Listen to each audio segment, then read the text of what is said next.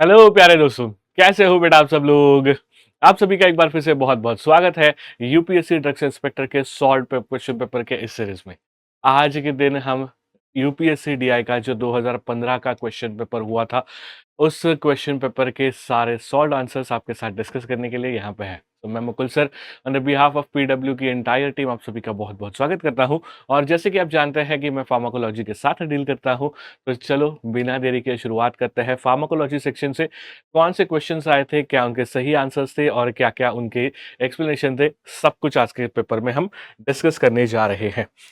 सबसे पहला क्वेश्चन जो कि इस सेक्शन से आया हुआ था वो था, morphine administration produces all of the following effects except the one. जब भी किसी इंसान को मॉर्फिन दिया जाता है, डायरिया, मियोसिस, ब्राडिकार्डिया या फिर रेस्पिरेटरी डिप्रेशन में से कौन सा इफेक्ट है जो कि नहीं होता, एक्सेप्ट पूछा है। क्वेश्चन को ध्यान से पढ़ना है बेटा। कई बार हड़बड़ी में ये गलती हो जाती है क्योंकि मॉर्फिन और रेस्पिरेटरी डिप्रेशन हमें जल्दी से ठीक लग जाता है कि ये जोड़ी है। बिल्कुल सही, मॉर्फिन अगर थोड़ा सा ओवरडोज हो जाए रेस्पिरेटरी डिप्रेशन होगा, बट यहाँ पे एक्सेप्ट पूछा है। ऐसी कौन सी चीजें वो नहीं होगी, तो उसमें सही जवाब हमारा रहेगा ऑप्शन नंबर ए, डायरिया। क्योंकि अगर देखा जाए तो मॉर्फिन के म्यू रिसेप्टर्स जो होते हैं उनके तरफ से, उनकी मदद से जो जो इफेक्ट्स और साइड इफेक्ट्स होते हैं उसमें मियोसिस, ब्राडिकार्डिया एंड रेस्पिरेटरी डिप्रेशन तो होगा, बट डायरिया का एज सच उसके साथ में कोई भी प्रकार का लेना देना नहीं है। इसीलिए हमारा ऑप्शन नंबर ए होगा सही जवाब। Next question, raloxifene is indicated for the use in. Raloxifene किस कैटेगरी में यूज होता है? Rickets, hypoparathyroidism, post menopausal osteoporosis या फिर इंटेस्टाइनल ओस्टियो डिस्ट्रॉफी। अगर हम लोग बात करते हैं तो सिलेक्टिव ईस्ट्रोजन रिसेप्टर के ऊपर ये काम करता है, जिसके चलते पोस्ट मीनोपॉजल जो ओस्टियोपोरोसिस है, हम सब जानते हैं कि मीनोपॉज के बाद में क्या होता है, ईस्ट्रोजन बहुत ज़्यादा कम हो जाता है, जिसके चलते बोन्स रीएब्सॉर्प्शन होना शुरू होता है, मतलब बोन से कैल्शियम को निकाल के खून में लाया जाता है। तो इस चीज़ को रोकने के लिए ये ड्रग जो है रालोक्सिफेन बहुत बढ़िया काम में आता है, जिसके चलते हड्डियों की जो हेल्थ है वो बहुत अच्छे से मजबूती मेंटेन रहती है।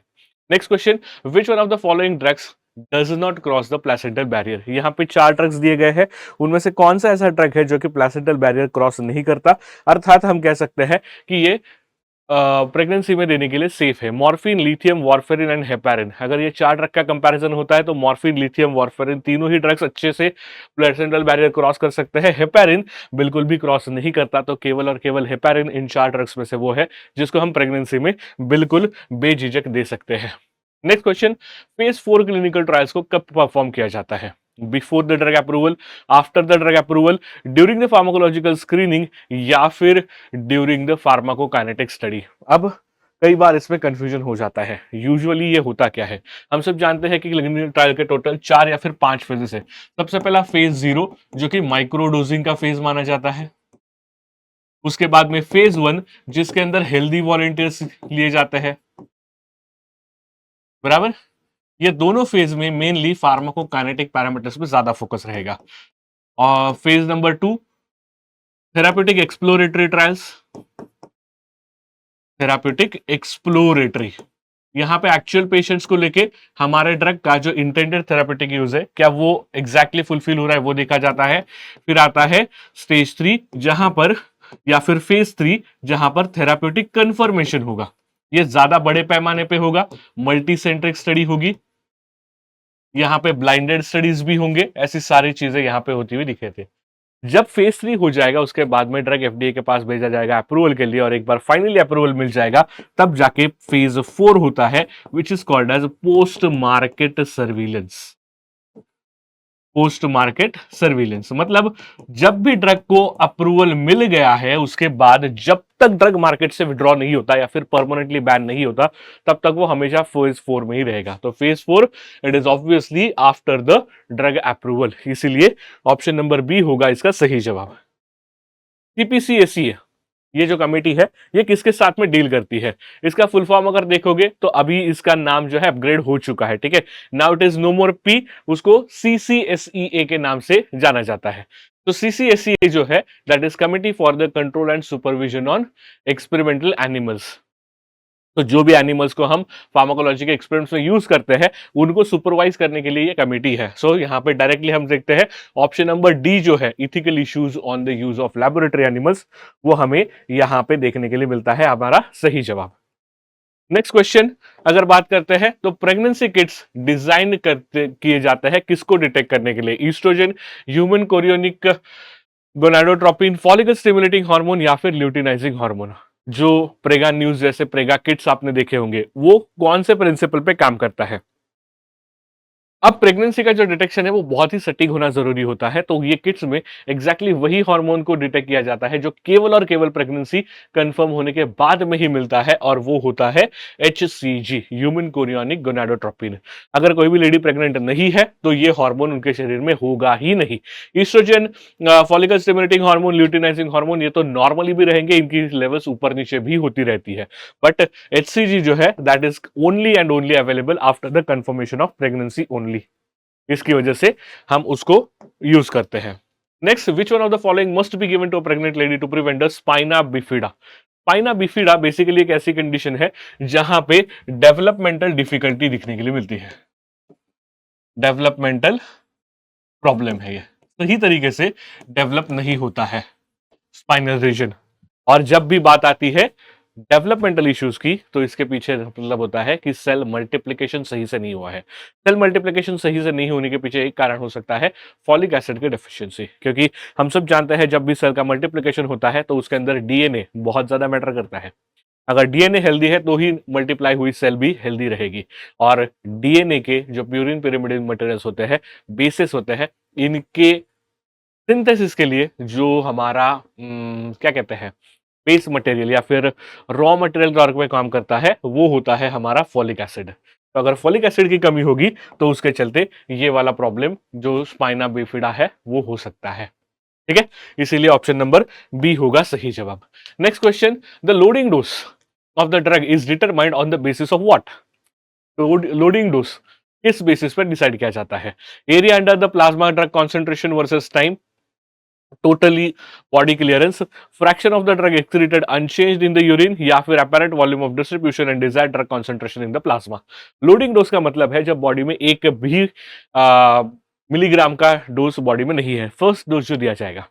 हम सब जानते हैं कि पहले लोडिंग डोज देंगे और फिर मेंटेनेंस डोज देके उसको बस हमें स्टेडी स्टेट मेंटेन करके रखना है। तो जब लोडिंग डोज दिया जाएगा भाई प्लाज्मा में कॉन्सेंट्रेशन मैटर करेगा ना, मेरा ड्रग डिस्ट्रीब्यूट कितना हो रहा है मुझे वो देखना पड़ेगा। अगर मेरा ड्रग बहुत ही ज्यादा डिस्ट्रीब्यूट हो रहा है तो मुझे लोडिंग डोज भी ज्यादा देने की जरूरत पड़ सकती है। अगर डोज ज्यादा डिस्ट्रीब्यूट हो ही नहीं रहा है, प्लाज्मा में ही रह रहा है, तो ऑब्वियसली कम डोज देने की जरूरत पड़ेगी। इसीलिए ऑप्शन नंबर डी जो होगा ये सही जवाब है। वैसे देखा जाए तो ये क्वेश्चन बायोफार्मास्यूटिक्स के अंदर भी कंसिडर हो सकता है, तो आपको कोलॉजी बायोफार्मास्यूटिक्स थोड़ा सा मिक्स टाइप का क्वेश्चन ये देखने के लिए मिल सकता है। Next question, which one of the following drugs can be used in the patients who develops severe thrombocytopenia in response to the treatment with unfractionated heparin and still requires the parenteral anticoagulation? अब देखो यहां पे सबसे पहले question समझना ही जरूरी है। ठीक है, क्वेश्चन में यह पूछा गया है कि पेशेंट को अनफ्रैक्शनेटेड हेपारिन दिया गया है, बावजूद उसके उसको पैरेंटल एंटीकोएगुलेशन की जरूरत है, क्योंकि जब अनफ्रैक्शनेटेड हेपारिन दिया गया उसके बाद में हुआ है थ्रोम्बोसाइटोपिनिया। थ्रोम्बोसाइटोपिनिया एक ऐसी कंडीशन होती है जिसके अंदर हमारे जो भी ब्लड सेल्स है उनकी लेवल कम होनी शुरू हो जाती है। तो दिस पर्टिकुलर सिचुएशन इसको हम HIT के नाम से भी जानते हैं, हेपारिन इंड्यूस्ड थ्रोम्बोसाइटोपिनिया। ये भी टर्मिनोलॉजी आपको इसमें यूज होती हुई दिखेगी। ओके, तो क्वेश्चन को रीडिजाइन ऐसे भी किया जाता है। So we will lead the drug जो क्या करता है इस HIT के ट्रीटमेंट में परफेक्टली काम में आता है, and that is nothing but the लेपिरिडीन।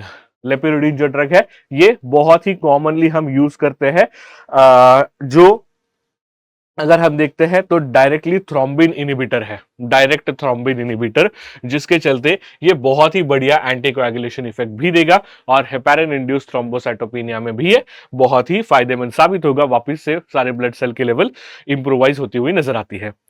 Next question, which one of the following drugs is useful in the prophylaxis of migraine.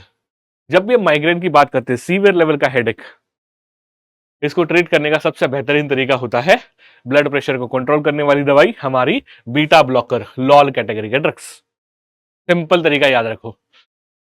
Usually देखो जब बीपी बढ़ जाता है तो इंसान गुस्सा गुस्सा करना शुरू करता है, उसी वजह से सर दर्द होता है। तो सर दर्द को रोकने के लिए क्या करना है, गुस्सा कम करना है, गुस्सा कम करना है तो ब्लड प्रेशर कम करना है तो बीटा ब्लॉकर दे दो। इस प्रकार से आप याद रख सकते हो। याद रखने का सबसे सिंपल तरीका यही है, क्योंकि propranolol is the correct answer. Next question, long acting insulin. Insulin, जो मॉडर्न इंसुलिन आते हैं उनमें मल्टीपल टाइप के इंसुलिन आपको दिखेंगे यहाँ पे, जैसे कि ग्लार्गिन, लिस्प्रो, एस्पार्ट, ग्लूसिन। इसमें से सबसे लॉन्गेस्ट एक्टिंग कौन सा है? तो the correct answer for this is glargine, जिसको लॉन्ग या फिर अल्ट्रा लॉन्ग एक्टिंग में भी हम देख सकते हैं, जिसका इफेक्ट जो है 12 घंटे 24 घंटे के बीच में हमें देखने के लिए मिलेगा। दूसरी तरफ अगर लिस्प्रो को देखेंगे तो रैपिड एक्टिंग है, तो ये 1 से 2 घंटे के अंदर ही अपना इफेक्ट खत्म करता है। एस्पार्ट जो है वो भी रैपिड एक्टिंग है, एंड ग्लूसिन जो है ये भी, मतलब इन शॉर्ट ये तीनों ही रैपिड एक्टिंग रहेंगे, बहुत ही सुपर फास्ट इफेक्ट दिखाएंगे, जल्दी ही एलिमिनेट भी हो जाएंगे या फिर यूटिलाइज होके खत्म भी हो जाएंगे। ठीक है, नेक्स्ट क्वेश्चन है, all of the followings are true about active transport except the one. Active transport, जहां पर मेम्ब्रेन ट्रांसपोर्ट मैकेनिज्म आपने एब्जॉर्प्शन में पढ़ा होगा, वंस अगेन ये बायोफार्मास्यूटिक्स का भी पार्ट है, तो दोनों में कॉमन क्वेश्चन हो सकता है। ऑप्शन ए है कि active transport utilises energy, definitely yes, क्योंकि इसमें एटीपी के फॉर्मेट में एनर्जी को यूटिलाइज किया जाता है, adenosine triphosphate. Active transport is a carrier mediated transport process, yes ये भी बिल्कुल सही है, उसके लिए कैरियर्स की जरूरत पड़ती है। The carrier system is not saturated at high drug concentration and in active process drug molecules move against the concentration gradient. Option number C भी बिल्कुल सही है, इसीलिए तो कॉन्सेंट्रेशन ग्रेडियंट के अपोजिट में जा रही है, इसीलिए तो इसको एनर्जी चाहिए, जबकि दिस इज द रॉन्ग, क्योंकि यहां पे नॉट नहीं, सिस्टम जरूर सैचुरेट होगी। जो कैरियर प्रोटीन है वो लिमिटेड मात्रा में अवेलेबल होते हैं, अनलिमिटेड नहीं है। तो जैसे जैसे ड्रग का कॉन्सेंट्रेशन बढ़ते जाएगा हाई कॉन्सेंट्रेशन पे, ये सैचुरेट जरूर हो सकता है, इसीलिए गलत एक्सेप्ट पूछा है। तो गलत स्टेटमेंट कौन सा है? Option number C. ठीक है, नेक्स्ट, मिनरलोकॉर्टिकॉइड्स क्या इफेक्ट करते हैं? अब मिनरलोकॉर्टिकॉइड्स की जब हम बात करते हैं तो बेसिकली मिनरलोकॉर्टिकॉइड्स जो होते हैं उसमें अल्डोस्टेरॉन आता है। क्या आता है? अल्डोस्टेरॉन। रास पाथवे याद है, रेनिन एंजियोटेंसिन अल्डोस्टेरॉन सिस्टम, उसमें से अल्डोस्टेरॉन क्या काम करता है भाई? अल्डोस्टेरॉन का नाम है तो तुरंत समझ में आ जाता है, it causes the sodium reabsorption. Sodium को यूरिन जो बन रही है उसमें से, स्पेसिफिकली कलेक्टिंग डक्ट में से, यूरिन में से सोडियम को रीअब्सॉर्ब करेगा, सोडियम के साथ वाटर भी रीअब्सॉर्ब होगा, सो यूरिन की क्वांटिटी कम होगी एंड ब्लड वॉल्यूम बढ़ेगा, जिसकी मदद से ब्लड प्रेशर बढ़ने में भी हमें मदद मिलती है। तो sodium reabsorption is the correct answer. Mifepristone is used in the management of what? Mifepristone, breast carcinoma, prostatic carcinoma, medical termination of pregnancy या फिर डिसफंक्शनल यूट्राइन ब्लीडिंग। अगर मीफेप्रिस्टोन की मैकेनिज्म ऑफ एक्शन की बात करते हैं तो ये प्रोजेस्टेरॉन रिसेप्टर का एंटागोनिस्ट है। क्या है? Progesterone receptor antagonist. तो जाहिर सी बात है भैया, progesterone is always related to pregnancy. अगर प्रेगनेंसी के रिसेप्टर को ये एंटागोनाइज कर रहा है, इसका मतलब ये मेडिकल टर्मिनेशन ऑफ प्रेगनेंसी में यूज होगा। Okay, medical termination of pregnancy, जब दवाई देके बच्चे का अबॉर्शन किया जाता है, it has to be done within the earliest 4 और 5 वीक्स ऑफ द प्रेगनेंसी। उसके बाद में इसको नहीं कर सकते, अदरवाइज कॉम्प्लिकेशंस बहुत ज्यादा होते हैं और फिर लीगल इश्यूज भी बहुत ज्यादा होते हैं। तो अगर बहुत ही अर्ली स्टेज में करना है, then mifepristone can be one of the options. Next question है, all of the following statements are very very true about sitagliptin except the one. Once again गलत स्टेटमेंट पूछा है। सिटाग्लिप्टिन हम सब जानते हैं ग्लिप्टिन कैटेगरी के ड्रग्स है, GLP-1 को इंक्रीज करके ये एंटी डायबिटिक इफेक्ट दिखाते हैं। सो it is an inhibitor of DPP-4 that degrades the incretin. It increases the circulating levels of GLP-1 and GIP. Next question है कि next option है कि it has short half life and low oral bioavailability या फिर decreases the postprandial glucose exertions by increasing the glucose mediated insulin secretion and decreasing the glucagon levels. तो अगर हम लोग बात करते हैं सिटाग्लिप्टिन की, ऑप्शन नंबर ए बिल्कुल सही है, ऑप्शन नंबर बी बिल्कुल सही है। गड़बड़ हुई है यहां पे, because it has a very very long half life. इसकी हाफ लाइफ काफी लंबी है, 8 से 12 घंटे के बीच में इसकी हाफ लाइफ देखने मिलती है, और ओरल बायोअवेलेबिलिटी लो नहीं, काफी ज्यादा हाई पाई जाती है। इसीलिए इसको आसानी से हम ओरल हाइपोग्लाइसेमिक एजेंट के क्लासिफिकेशन में देखते हैं। अगर ओरली ये इफेक्ट दिखाता ही नहीं होगा तो ओरल हाइपोग्लाइसेमिक में कैसे दे सकते थे? सिंपल लॉजिक है इसके पीछे, right? So option number C होगा हमारा सही जवाब, जो कि एक्चुअली गलत स्टेटमेंट है, एक्सेप्ट पूछा है तो ये सही जवाब रहेगा। Next, immunoglobulin gamma, immunoglobulin G जिसको हम कहते हैं, जो हमारे शरीर में नेचुरल एंटीबॉडीज है उसमें से ये एक एंटीबॉडी है, तो वो क्या है? Deoxy ribonucleic acid, ribonucleic acid, protein या फिर डीएनए? देखो, हर एक एंटीबॉडी ये प्रोटीनस नेचर में होती है। अगर नहीं क्वेश्चन समझ में आता है तो भी देखो यहां पे ग्लोबुलिन दिख रहा है ना? So globulin is a name of protein. तो जब भी हम इम्यूनोग्लोबुलिन की बात करते हैं, they are always proteins in nature. ये डीएनए है, ये आरएनए है, इसका कोई संबंध नहीं, बस फुल फॉर्म दे दिया इसलिए हम कंफ्यूजन होता है। इम्यूनोग्लोबुलिन कोई डीएनए नहीं है, ना ही कोई आरएनए, ना ही कोई लिपिड है, वो नेचर में है प्रोटीन। तो ऑप्शन नंबर सी होगा सही जवाब। Lignocaine is used in the treatment of what? Atrial flutter, atrial fibrillation, PSVT या फिर वेंट्रिकुलर टैकीकार्डिया? पीएसवीटी का मतलब क्या होता है? Paroxysmal supraventricular tachycardia. लिग्नोकेन अगर क्लासिफिकेशन वाइज देखते हो तो एंटी अरिथमिक कैटेगरी का ये जो ड्रग है, ये हम देखते हैं कि क्लास 3 के अंदर, सॉरी क्लास 1 के अंदर जो सोडियम आयन चैनल ब्लॉकर्स में आता है, उसमें से भी स्पेसिफिकली क्लास 1B में आता है। साथ ही साथ लिग्नोकेन एक लोकल एनेस्थेटिक भी है, तो वो भी आप ध्यान में रख सकते हो कि वो भी सोडियम आयन चैनल्स को ही ब्लॉक करता है, ताकि लोकली जहां पे अप्लाई किया है वहां पे वो एनेस्थेटिक इफेक्ट दिखा सकता है। तो जब इसको सोडियम चैनल्स को ब्लॉक करना है, इसका मतलब ये एक्सेसिवली जो हार्ट बीट्स तैयार हो रहे, इनको कंट्रोल करने में मदद करता है। तो जब एक्सेसिवली हार्ट बीट्स तैयार हो रहे, एक्सेसिव इंपल्स जनरेशन हो रहा है, उसको ये कंट्रोल करेगा तो हार्ट रेट कंट्रोल में आएगा। दैट मींस टैकीकार्डिया को ये बहुत बढ़िया तरीके से कंट्रोल कर सकता है। So option number D, ventricular tachycardia is the correct answer over here. Next, biguanides. Biguanides जो हमारे अगेन ओरल हाइपोग्लाइसेमिक एजेंट्स है, उनका मैकेनिज्म कौन सा नहीं है? वंस अगेन एक्सेप्ट पूछा है। Biguanides act by which of the mechanism except, मतलब ऐसा कौन सा मैकेनिज्म है जो बाइगोनाइट्स नहीं दिखाएंगे? बाइगोनाइट्स यानी कि ड्रग ऑफ चॉइस हमारा मेटफॉर्मिन है ना? So it increases glycolysis, it increases insulin release from the pancreas, it decreases the gluconeogenesis या फिर it increases the insulin binding to its receptor। देखा जाए तो इसके 3 एक्टिविटीज हमें जानने के लिए देखते मिलते हैं। सबसे पहले तो ये क्या करता है? हेपेटिक ग्लूकोनियोजेनेसिस को ये बिल्कुल ही कम कर देता है। ओके, सो ग्लूकोनियोजेनेसिस वाला तो सही है। सेकेंडली, ये इंसुलिन की सेंसिटिविटी बढ़ाता है, सो बाइंडिंग रिसेप्टर से कम करेगा, और साथ ही साथ में ये ग्लाइकोलाइसिस, ग्लूकोजन का ब्रेकडाउन करके, सॉरी ग्लाइकोजन जो ग्लूकोज बना हुआ है उसको सेलुलर रीअपटेक उसका बढ़ाता है, तो ग्लाइकोलाइसिस ये बढ़ा देता है, जिसके चलते ब्लड शुगर लेवल कम होगी। But there is no direct action on the pancreas.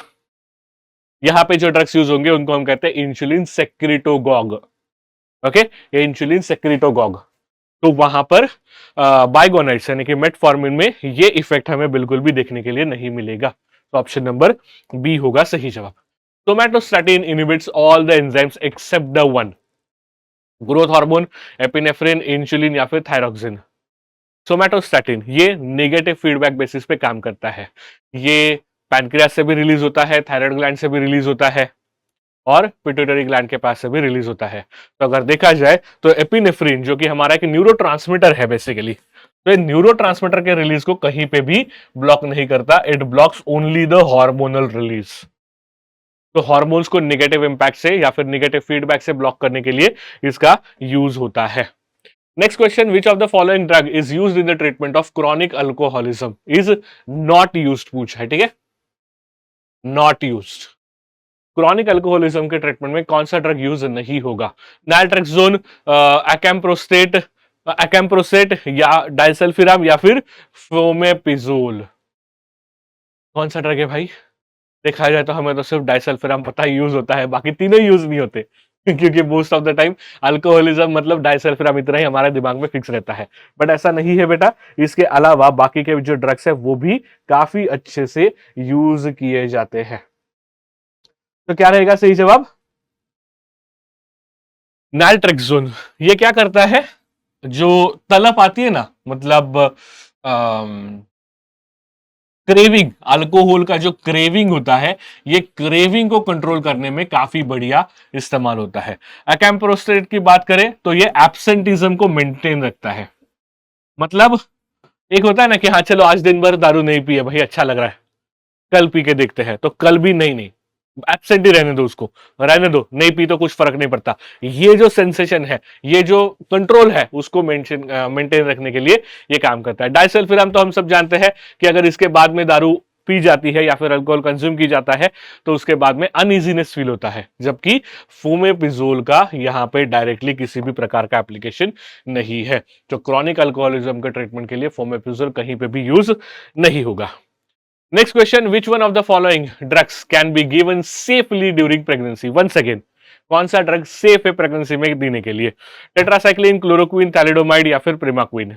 यहाँ पे तीन ड्रग्स है जो कि वेल नोन है फॉर देयर टेराटोजेनिक इफेक्ट, जिसमें से थैलिडोमाइड तो आपको पता ही होगा। इसके अलावा टेट्रासाइक्लिन एंड प्रिमाक्विन भी बहुत ही ज्यादा हम कहते हैं कि टेराटोजेनिक है, जबकि क्लोरोक्विन इज कंपैरेटिवली सेफ। तो इसको हम आसानी से प्रेगनेंसी में यूज कर सकते हैं। Which one of the following drug is used to treat the bradycardia or heart block during the anesthesia? अगर कभी भी पेशेंट को एनेस्थेशिया दिया गया है और एनेस्थेशिया के अंदर अगर हार्ट ब्लॉक या फिर ब्राडीकार्डिया हो जाए तो उस वक्त कौन सा ड्रग रिसेप्टर हम देंगे? We will prefer the drug which is anticholinergic, क्योंकि एनेस्थेशिया के अंदर एसिटाइलकोलिन का लेवल भी काफी बढ़ जाता है जो हार्ट रेट को कम करता है या फिर हार्ट को ब्लॉक भी कर सकता है। तो मस्कैरेनिक रिसेप्टर को ब्लॉक करने वाला atropine would be the drug of choice in this particular situation. ठीक है, very very simple one. Next question, which one of the following drug has the low first pass metabolism? ऐसा कौन सा drug है इनमें से जिसका लो फर्स्ट पास मेटाबॉलिज्म हमें देखने के लिए मिलता है? वेरापामिल, मॉर्फिन, प्रोप्रेनोलॉल या फिर आइसोबार्बाइड मोनोनाइट्रेट? यस, कौन सा रहेगा इसमें से? The one which we use in the treatment of heart diseases, isosorbide mononitrate. इसका फर्स्ट पास मेटाबॉलिज्म काफी कम है, तो इसको मेंटेनेंस थेरेपी पे पेशेंट को यूज किया जाता है। ग्लिसरील ट्राइनाइट्रेट हम सब जानते हैं कि ये क्या करता है, nitric oxide mediated venodilation and arteriolar dilation करता है। आइसोबार्बाइड मोनोनाइट्रेट सिमिलर इफेक्ट दिखाएगा, बट जीटीएन को हम सबलिंगुअल टैबलेट में देंगे, इसको हम ओरली दे सकते हैं बिकॉज इसका फर्स्ट पास मेटाबॉलिज्म बहुत ही ज्यादा कम है, लो फर्स्ट पास मेटाबॉलिज्म है, हार्डली 10 to 20% होगा, उससे ज्यादा नहीं हो सकता। Next, which one amongst the following drugs is used in the AV block? AV blockage क्या होता है? Atrioventricular block. मतलब अरिथमिया की एक ऐसी कंडीशन जहां पे एट्रियम से निकलने वाला जो करंट है, इंपल्स है, जो एसए नोड से निकला वो एवी नोड तक पहुंचेगा ही नहीं, वो फर्स्ट डिग्री, सेकंड डिग्री या फिर थर्ड डिग्री ब्लॉक होगा। तो जितना वो बढ़ता जाएगा, केवल एट्रियम कॉन्ट्रैक्ट होते जा रहा है, वेंट्रिकल्स कॉन्ट्रैक्ट होने का नाम ही नहीं ले रहा है। तो पीएसवीटी जो देखा ना, पैरोक्सिस्मल सुप्रावेंट्रिकुलर टैकीकार्डिया, वो वाली कंडीशन आएगी। तो इसके ट्रीटमेंट में कौन सा ड्रग हम यूज करेंगे? We will prefer the isoprenaline, option number A. Propranolol beta blocker यहाँ पे कुछ काम नहीं करता, डोपामाइन भी कुछ काम नहीं करता, ना ही हमारा जो डिसोपिरामाइड है वो भी काम नहीं करेगा। तो आइसोप्रिनालिन जो है सिलेक्टिव बीटा 1 एगोनिस्ट, वो यहाँ पे काफी बेहतरीन इफेक्ट दिखा सकता है। Next question, the drug pioglitazone was banned by the government of India due to what? Increased risk of bladder cancer only, risk of heart failure and increased risk of bladder cancer, risk of heart failure only या फिर the risk of mobility, decrease in the mobility. Pioglitazone ये basically क्या करता है as a side effect, अगर हम देखते हैं तो इसके कारण ये पीपीएआर गैमा एगोनिस्टिक करके इफेक्ट दिखाता है, जिसके चलते फ्लूइड रिटेंशन बहुत ज्यादा होगा। क्या होगा? Fluid retention. अब सोचो किसी पेशेंट को डायबिटीज भी है और उसके शरीर में फ्लूइड रिटेंशन बहुत ज्यादा हो रहा है, अल्टीमेटली हार्ट के ऊपर प्रेशर आएगा, जिसके चलते ब्लैडर का भी कैंसर और हार्ट फेलियर दोनों ही कंडीशन का मुकाबला करने की नौबत आ सकती है। ओके, यूजुअली ना एक हिंट देता हूं आपको, अगर ऐसे टाइप के क्वेश्चंस आते हैं और आपको कंफ्यूजन होता है, जहां पे ओनली एंड ओनली ये वर्ड दिए रहते हैं ना, वो मोस्टली गलत रहते हैं। और फिर तीसरा ऑप्शन जहां पे यही दोनों चीजों को कंबाइन करके दिया होता है, वही 99% सही होता है। ब्लाइंडली हर बार तो क्लिक मत करना, बट ऐसा होता है, अगर एग्जाम में कंफ्यूजन होता है तो ये एक छोटी सी ट्रिक अप्लाई करके देखो, आपको हिंट मिल जाएगी कि हाँ भाई ये सही है कि गलत है। ऑब्वियसली वेरीफाई करे बिना बिल्कुल भी आंसर तो नहीं देना है, लेकिन ये एक ट्रिक है। Which one of the following drug is not primarily eliminated through the kidney? Cefotaxime, cefoperazone, gentamicin या फिर बेंजाइन पेनिसिलिन? कौन सा ऐसा ड्रग है जो कि किडनीज के जरिए एक्सक्रीट नहीं होता, यानी कि non renal route of excretion follow करता है? सेफोटैक्सिम बिल्कुल होगा, जेंटामाइसिन भी होगा, बेंजाइल पेनिसिलिन भी होगा, जबकि सेफपिरोजोन जो है ये बिलियरी एक्सक्रीशन में जाता है, बाइल के जरिए। तो बाइल में एक्सक्रीट होगा, जिसकी वजह से बाइल में डिजोल्व होके वो जीआई ट्रैक में आएगा, इंटेस्टाइन में आएगा और वहां से फीकल मैटर के जरिए उसका एक्सक्रीशन करवा दिया जाता है। Next question, which of the following is not a prodrug? कौन सा ड्रग है जो प्रोड्रग नहीं है? क्लोरल हाइड्रेट, डाइजेपाम, एनालेप्रिल या फिर ऑक्स कार्बाजेपिन? कौन सा ड्रग है जो कि प्रोड्रग नहीं है? पता है? Chloral hydrate, yes it is a prodrug. Enalapril हम सब जानते हैं कि जो भी हमारे एस इनहिबिटर्स है वो प्रिलैट फॉर्म में कन्वर्ट होते हैं, so enalaprilat and oxcarbazepine for that instance also is a prodrug. तो ये तीनों ड्रग एक्टिव ड्रग में कन्वर्ट होंगे, जबकि डाइजेपाम अपने आप में एक रेडीमेड एक्टिव ड्रग है, इसको अलग से किसी एक्टिवेशन की जरूरत नहीं पड़ती। सो ऑप्शन नंबर बी होगा हमारा सही जवाब। Next question, all of the following are serious adverse event in the clinical trials except the one. Serious adverse event मतलब क्या? सीरियस एडवर्स इवेंट वो होते हैं जहां पे पॉइंट नंबर 1, एग्जिस्टिंग ट्रीटमेंट को या फिर एग्जिस्टिंग ड्रग को टर्मिनेट करना पड़ेगा। जो भी सीरियस एडवर्स इवेंट हुआ है उसके लिए सेपरेट ट्रीटमेंट देना पड़ेगा, या फिर पेशेंट का हॉस्पिटलाइजेशन मिनिमम एक दिन से एक्सटेंड होगा। मिनिमम एक दिन से एक्सटेंड होगा, ज्यादा भी हो सकता है।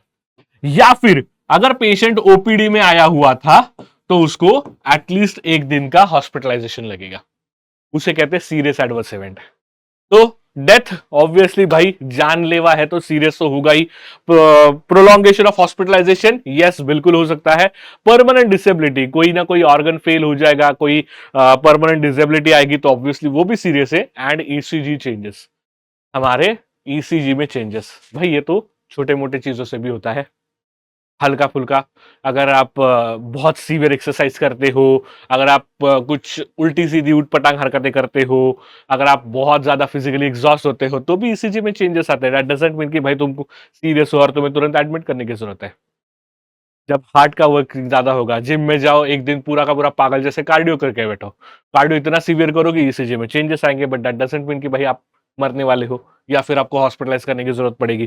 तो ECG changes is something which is not a serious adverse event. Obviously वो एडवर्स इवेंट होगा कुछ कुछ ड्रग्स के चलते, जैसे कि हमारे एंटी मलेरियल ड्रग्स है क्लोरोक्विन जैसे, उनकी वजह से, या फिर क्विनोलोन रिंग जिसके अंदर प्रेजेंट है उनकी वजह से क्यूटी वेव का प्रोलॉन्गेशन होगा, बट वो उतना सीवियर भी नहीं है कि इमीडिएटली इतना कुछ हो सकता है। ठीक है, so it is not considered under the serious adverse event. Option number D. Microdosing studies are done before the start of which of the following phases of clinical trials? थोड़ी देर पहले हमने डिस्कस किया, माइक्रोडोजिंग फेज 1 से पहले use करते हैं, जिसको हम फेज 0 के नाम से भी जानते हैं। ऐसा क्यों है? क्योंकि क्लिनिकल ट्रायल्स में जो डोज हमें लेता है वो एनिमल स्टडी से एक्सट्रैक्टेड डोज है, तो कभी कभी हो सकता है कि वो जो डोज हमने कैलकुलेट किया है वो टॉक्सिक होगा। पेशेंट को हेल्दी वॉलंटियर्स को देने के बाद भी उसके काफी सारे सीरियस एडवर्स इवेंट हो सकते हैं। तो उसको अवॉइड करने के लिए जो कैलकुलेटेड थेराप्यूटिक एक्सपेक्टेड डोज है उसका 100th टाइम, उसका 100 गुना छोटा हुआ डोज जो होगा वो देंगे, जिससे हमें फार्माकोकाइनेटिक बैरियर से पता चलेगा उसमें कोई भी एडवर्स इफेक्ट या फिर किसी भी प्रॉब्लम के चांसेस नहीं होंगे। Next question, insulin is used as a marker for the measurement of glomerular filtration rate, active renal secretion, active renal reabsorption या फिर पैसिव रीनल रीएब्जॉर्प्शन? ये तो ऐसे लगता है कि क्वेश्चन ही गलत है भाई, इंसुलिन का किडनी से क्या लेना देना, क्योंकि इंसुलिन तो हम जानते हैं ये तो ब्लड शुगर लेवल को कंट्रोल करता है, तो डायबिटीज के मेजरमेंट में डेफिनेटली यूज होगा, बट ये कहां पे आ गया? तो बेसिकली इंसुलिन का जब भी एक्सक्रीशन होता है, इंसुलिन डायरेक्टली एक्सक्रीट होता है, एक्टिवली एक्सक्रीट हो जाता है, खत्म। उसका थोड़ा सा रीएब्जॉर्प्शन हो रहा है, उसका थोड़ा सा फ्रैक्शन रीएब्जॉर्ब हो रहा है, या फिर सेक्रेट वो बाद में हो रहा है, ऐसी कोई नौटंकी नहीं होती। जो प्राइमरी ग्लोमेरुलर फिल्ट्रेट हुआ है उसके अंदर वो फिल्ट्रेट होके खत्म, वो यूरिन में चला जाएगा। तो इसीलिए प्लेन ग्लोमेरुलर फिल्ट्रेशन रेट को यूज करने के लिए हम इंसुलिन को मार्कर के तौर पे यूज करेंगे। मतलब किसी किडनी अगर सही से काम करेगी नहीं, इसके लिए हम क्या करेंगे, नोन अमाउंट ऑफ इंसुलिन देंगे और जीएफआर चेक करेंगे, कितनी अमाउंट ऑफ यूरिन में कितनी देर के बाद में कितना इंसुलिन रिलीज हुआ है, ये कैलकुलेट करेंगे तो हमें जीएफआर का पता लग सकता है। ठीक है, थोड़ा सा ये ट्विस्ट वाला क्वेश्चन है, मोस्ट ऑफ द टाइम ऐसा लगता है कि यार ये तो गलत क्वेश्चन है, इसको हम लोग क्लेम कर सकते हैं, but no, there is a right answer. Next question, aldosterone कहां से सिक्रीट होता है? Adrenal medulla, zona glomerulosa of the adrenal cortex, zona fasciculata of the adrenal cortex, या फिर zona reticularis of the adrenal cortex. Adrenal cortex के 3 layers, जिसमें से सबसे ऊपर वाला जो लेयर है उसी में से अल्डोस्टेरॉन रिलीज होता है, जोना ग्लोमेरुलोसा, हमेशा याद रखना। Which one of the following antihistaminic does not show prolongation of QT prolongation? QT wave prolongation इसमें से कौन सा ड्रग नहीं दिखाता? टर्फिनाइडिन, सेट्रोसिन, एस्ट्रीमेजोल या फिर लोराटेडिन। अगर सारे ही हम लोग एंटीहिस्टामिनिक ड्रग्स देखेंगे, इसमें से सेट्रोसिन is considered as much safer. इसका कार्डियोवैस्कुलर इफेक्ट एज सच बहुत ही रेयर है। क्यूटी वेव प्रोलॉन्गेशन मतलब क्या है? जो हमारा ईसीजी है, पी क्यू आर एस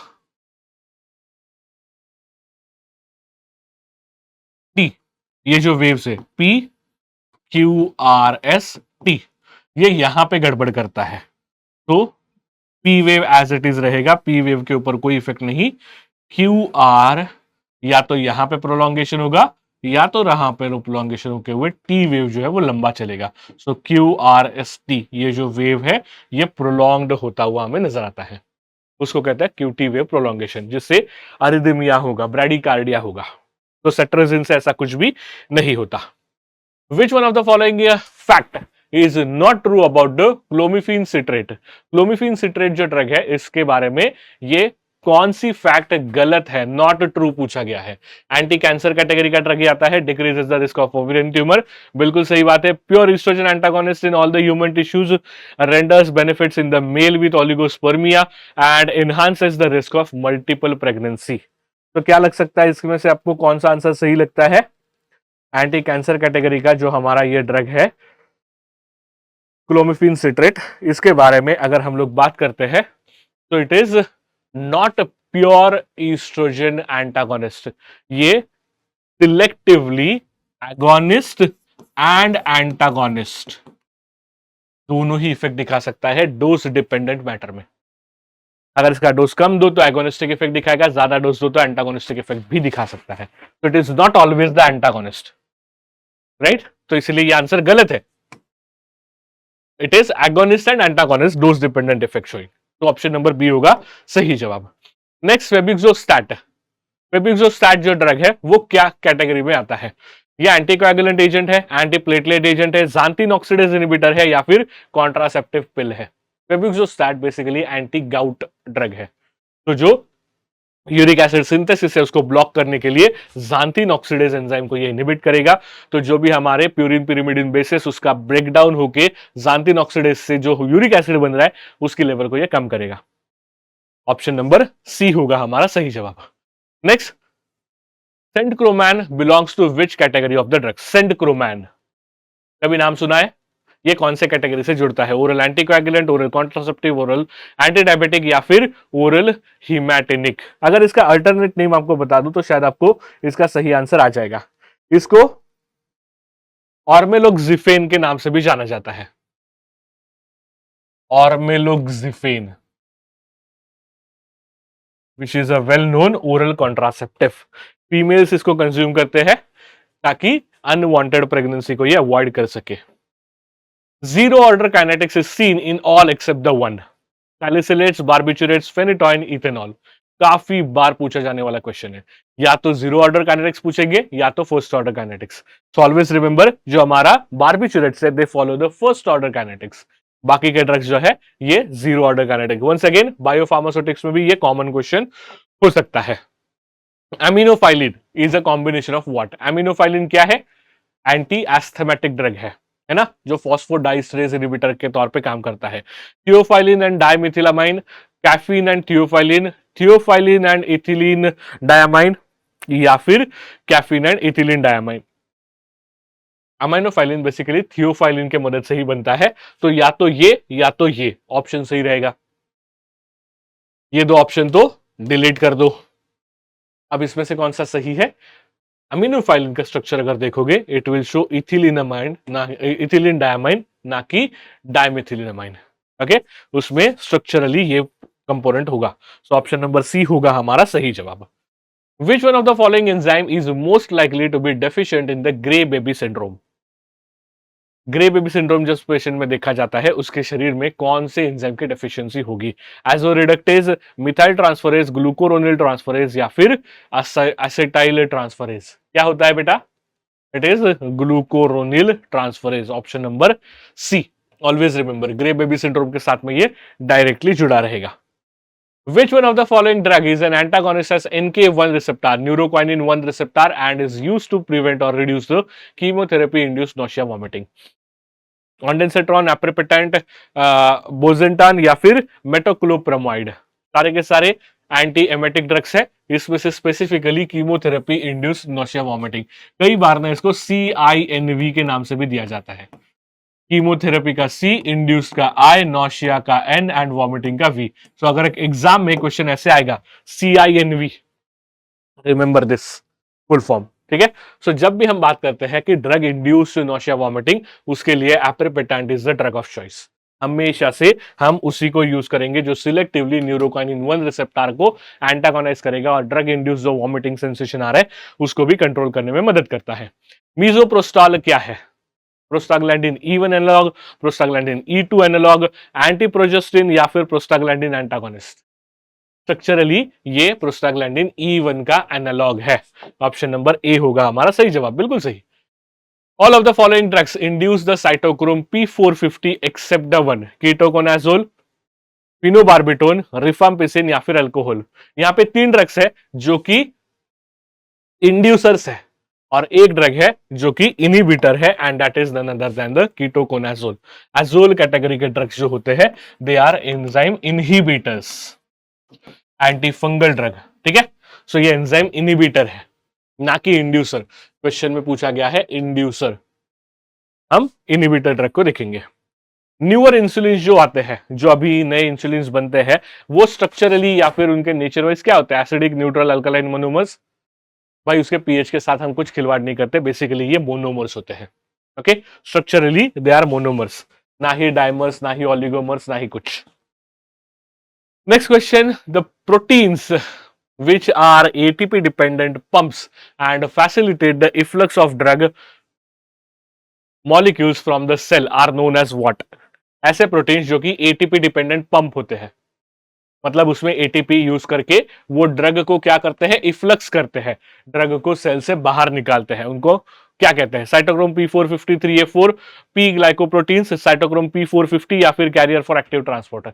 आपको पता भी नहीं है ना तो भी आप आंसर पा सकते हो, क्योंकि हम ये जानते हैं कि भाई ये दोनों तो मेटाबोलाइजिंग एंजाइम है, यहाँ पे मेटाबॉलिज्म का तो सवाल नहीं है, जिक्र नहीं हुआ है, और ये तो कैरियर प्रोटीन से एक्टिव ट्रांसपोर्ट के लिए, मतलब ये एब्जॉर्प्शन में लगेगा, जबकि यहाँ पे इफ्लक्स मतलब सेल से बाहर भेजने के लिए। तो बचा है कि ऑप्शन पी ग्लाइकोप्रोटीन।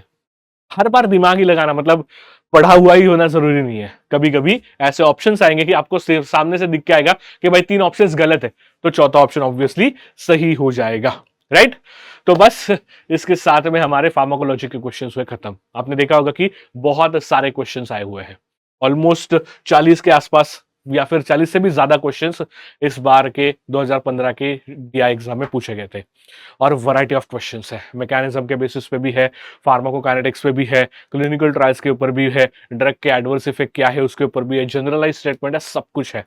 अकॉर्डिंगली आपको प्रिपेयर करना है। ओके, तो बस कोलॉजी का सेशन तो अभी खत्म हुआ, कहीं पे जाना नहीं, इमीडिएटली दूसरा सेशन शुरू हो जाएगा। हेलो प्यारे बच्चों, क्या हाल है? तो आज के इस सेक्शन में मैं बात करने जा रहा हूं दोस्तों फार्मास्यूटिक्स एंड अलाइड सब्जेक्ट्स जो कि आ चुके हैं यूपीएससी ड्रग्स इंस्पेक्टर एग्जाम 2015 में।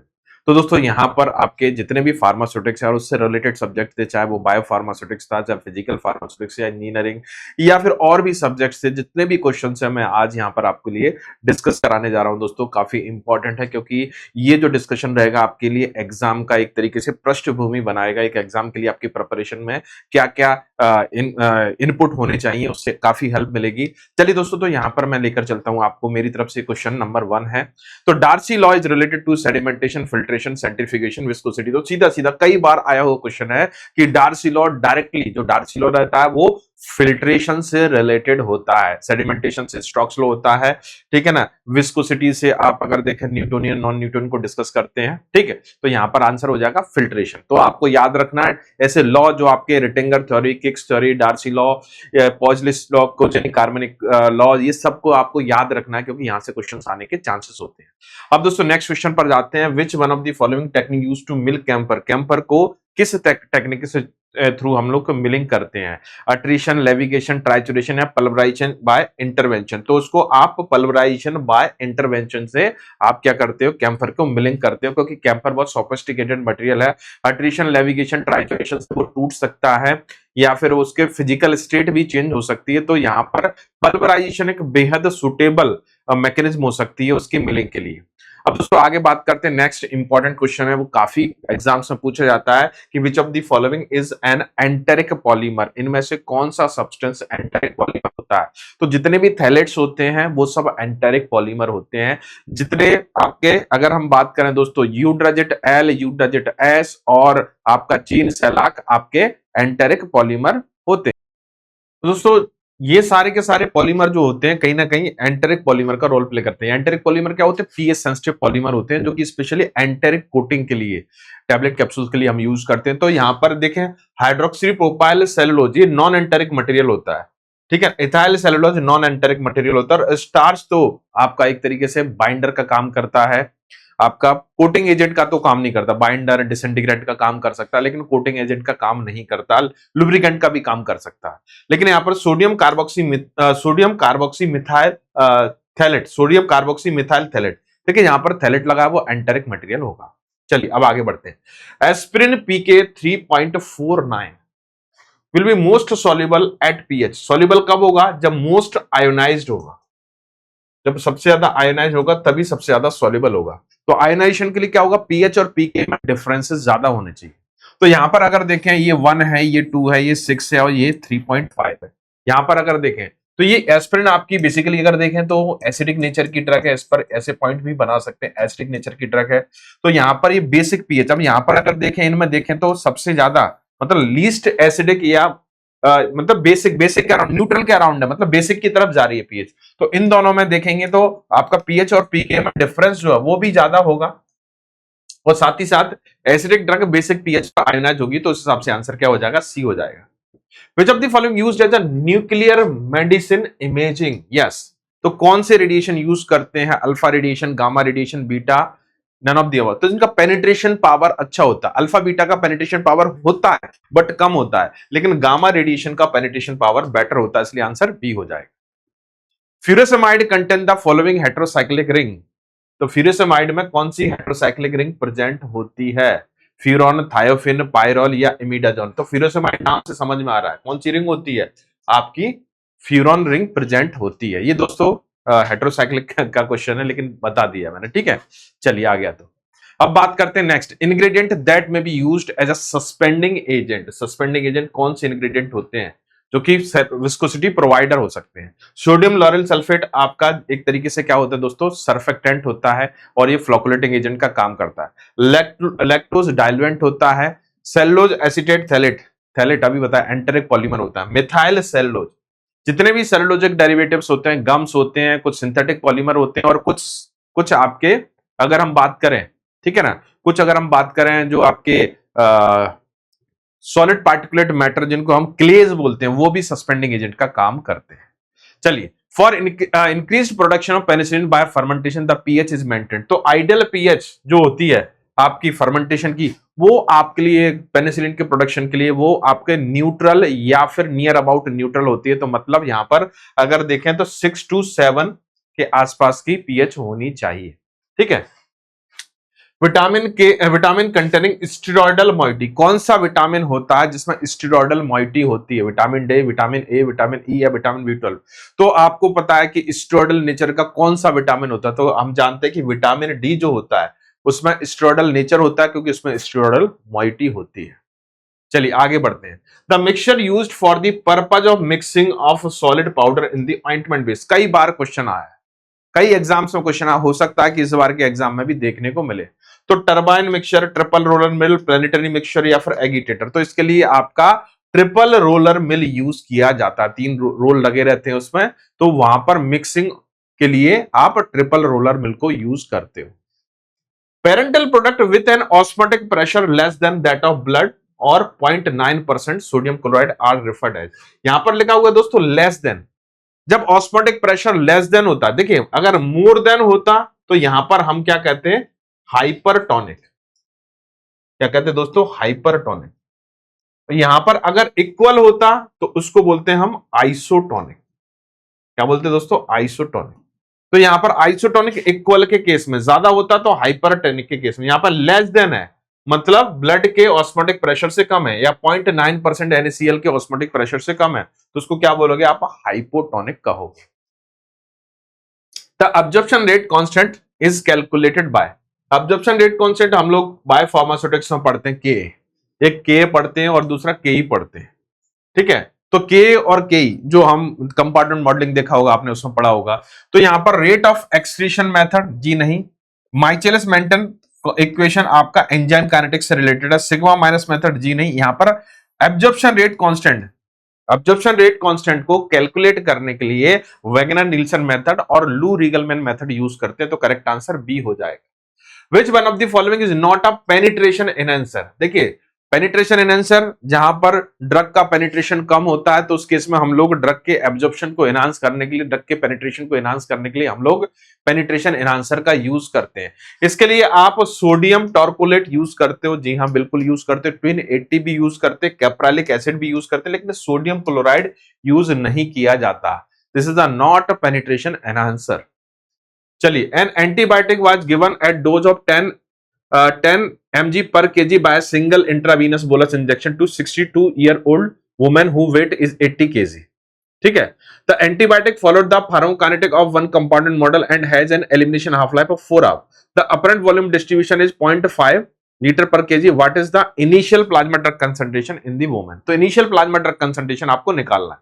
तो इसके लिए आपको सिंपली क्या करना है दोस्तों? आंसर 20 mg है, तो यहां पर आपका फॉर्मूला है, देखिए इनिशियल ड्रग कंसंट्रेशन को फाइंड आउट करने के लिए एक सिंपल सा formula, C not equal to dose upon volume of distribution. Yes, तो डोज कितना है? 10 mg पर केजी है और वेट कितना? 80 mg। तो टोटल वेट कितना और टोटल डोज कितना हो जाएगा? देखिए पर केजी के हिसाब से 10 mg है, 1 केजी के लिए डोज जो दिया जा रहा है वो 10 mg है, लेकिन अब 80 केजी का पर्सन है तो उसके हिसाब से डोज कितना हो जाएगा दोस्तों? 800 mg हो जाएगा। ठीक है, तो डोज हमारे पास निकल के आया, कितना आ गया दोस्तों? 800 mg। अब यहां पर वॉल्यूम ऑफ डिस्ट्रीब्यूशन भी निकालना है, क्योंकि वॉल्यूम ऑफ डिस्ट्रीब्यूशन जो लिखा पर केजी के हिसाब से दिया गया है। किस हिसाब से दोस्तों? पर केजी के हिसाब से। तो इसको टोटल 80 केजी का पर्सन है तो उसके हिसाब से करना है, तो 80 केजी पर्सन के हिसाब से वो निकल के आएगा आपका 40 लीटर। ठीक है, अब क्या क्वेश्चन में कुछ नहीं है, 800 अपॉन 40 इसको सॉल्व करोगे तो आपका 20 mg पर लीटर निकल के आ जाएगा। Correct answer B. क्वेश्चन बड़ा है लेकिन आपको फॉर्मूला रखना है, initial dose equal to dose upon volume of distribution, ये फॉर्मूला आपको ध्यान में रखना।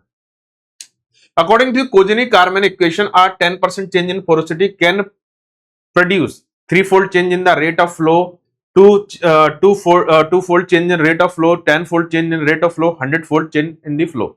तो यहां पर रेट जो होती है वो आपके epsilon to the power cube 1 minus epsilon square इस तरीके से निकल के आती है। तो यहां पर आप देख रहे हो कि यहां पर अगर 10% चेंज कर रहे हो तो यहां पर एप्सिलॉन टू दी पावर 3 है, तो यहां पर फ्लो में जो चेंजेस होंगे वो 3 टाइम्स हो जाएंगे। मतलब 10% अगर चेंज करोगे तो 30% चेंज हो जाएगा, किसमें? फ्लो में। पोरोसिटी में अगर क्या करोगे? 10% चेंज करोगे तो हो सकता है कि 30% के अराउंड आपका चेंज हो जाए फ्लो में, तो आंसर ए हो जाएगा। ऑल फंगाई आज chemo heterotroph, chemo autotroph, photo heterotroph, photo autotroph. देखिए फोटो ऑटोट्रॉफ तो होते नहीं है, फोटो ऑटोट्रॉफ क्या होते हैं? लाइट से अपना फूड खुद बनाते हैं, फोटो हेटरोट्रॉप भी नहीं होते, ना ही कीमो, ये कीमो हेटरोट्रॉप होते हैं। देखिए पोषण के ऊपर दूसरों पर डिपेंड करते हैं, लेकिन वह केमिकल रिएक्शन होती है, तो उसको बोलते हैं कीमो हेटरोट्रॉप। तो सभी फंगाई क्या होती हैं, कीमो हेटरोट्रॉप होती है। सबसे बड़ी प्रॉपर्टी होती है किसकी, फंगाई की।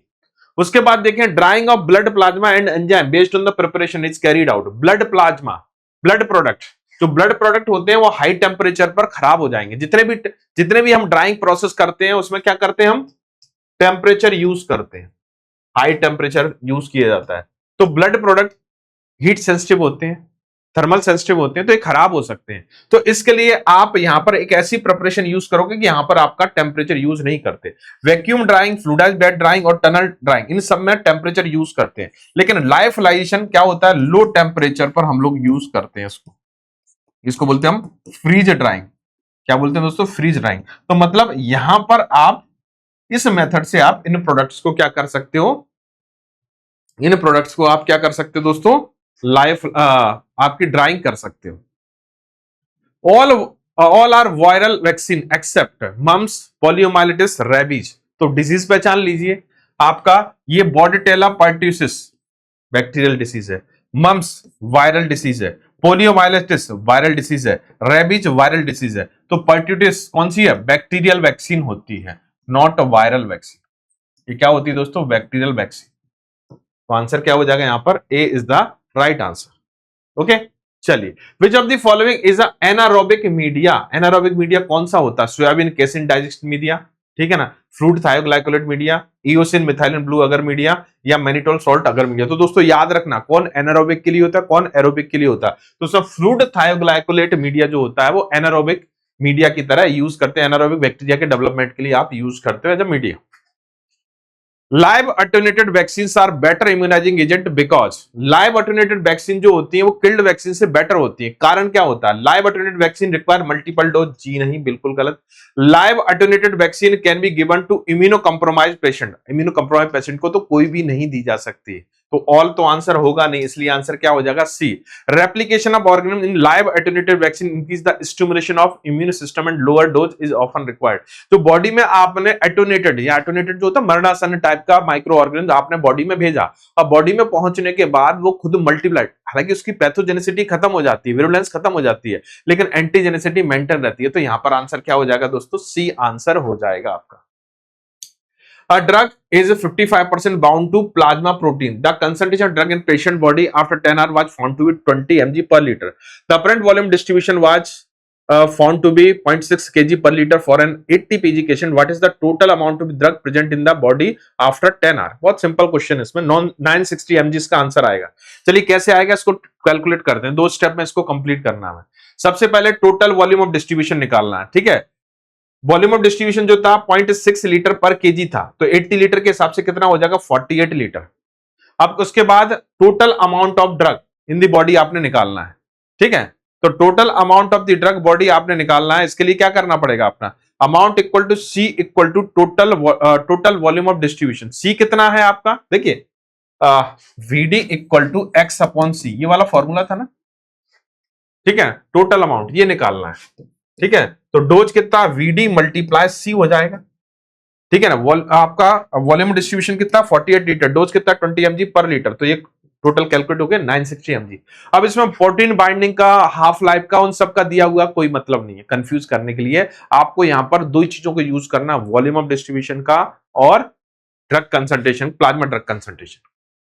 यूड्राजेट्स are solid polymer, cellulose polymer, acrylate polymer, amide polymer. तो दोस्तों ये कैसे होते हैं, आपके एक्राइलेट पॉलीमर्स होते हैं, याद रखिएगा। यूड्राजेट कैसे होते हैं दोस्तों, एक्राइलेट पॉलीमर्स होते हैं। The term used to describe unequal distribution of the colour, chipping, mottling, double impression या लेमिनेशन। चिपिंग में क्या होता है, टैबलेट एजेस से टूट जाती है हल्की हल्की। डबल इंप्रेशन में क्या होता है, टैबलेट के ऊपर दोबारा अपर पंच का कंप्रेशन आता है हल्का सा, तो यहां पर एक इंप्रेशन और हो जाता है डबल से, उसको बोलते हैं double impression. Lamination, separation of tablet into two और मोर डिस्टिंक्ट लेयर, क्या कहलाता है, लेमिनेशन कहलाता है। Mottling, unequal distribution of colour, this is called as a mottling. Which one of the following is solid doses from excipient which can play the role of diluent, disintegrant, glidant, lubricant और pore channel former? इतने सारे काम करने वाला substance तो एक ही हो सकता है, ना वो लैक्टोज होगा, ना वो इथाइल सेलुलोज होगा, ना यूट्राजिट RL100 होगा, वो होने जा रहा है आपका microcrystalline cellulose. B is the right answer, B is the right answer of this question, microcrystalline cellulose. चलिए, a drug of low water solubility when given orally is absorbed up to 90% administered dose. The drug belong to which class of BCS? तो यहां पर देखिए class 3 जो होती है लो solubility, sorry high solubility low permeability वाली होती है। Class 1 high solubility high permeability वाली होती है। क्लास 2 जो होती है आपकी, क्लास 2 के बारे में बात करें, ये लो सॉल्युबिलिटी हाई परमेबिलिटी वाली होती है, और क्लास 4 लो सॉल्युबिलिटी लो परमेबिलिटी वाली होती है।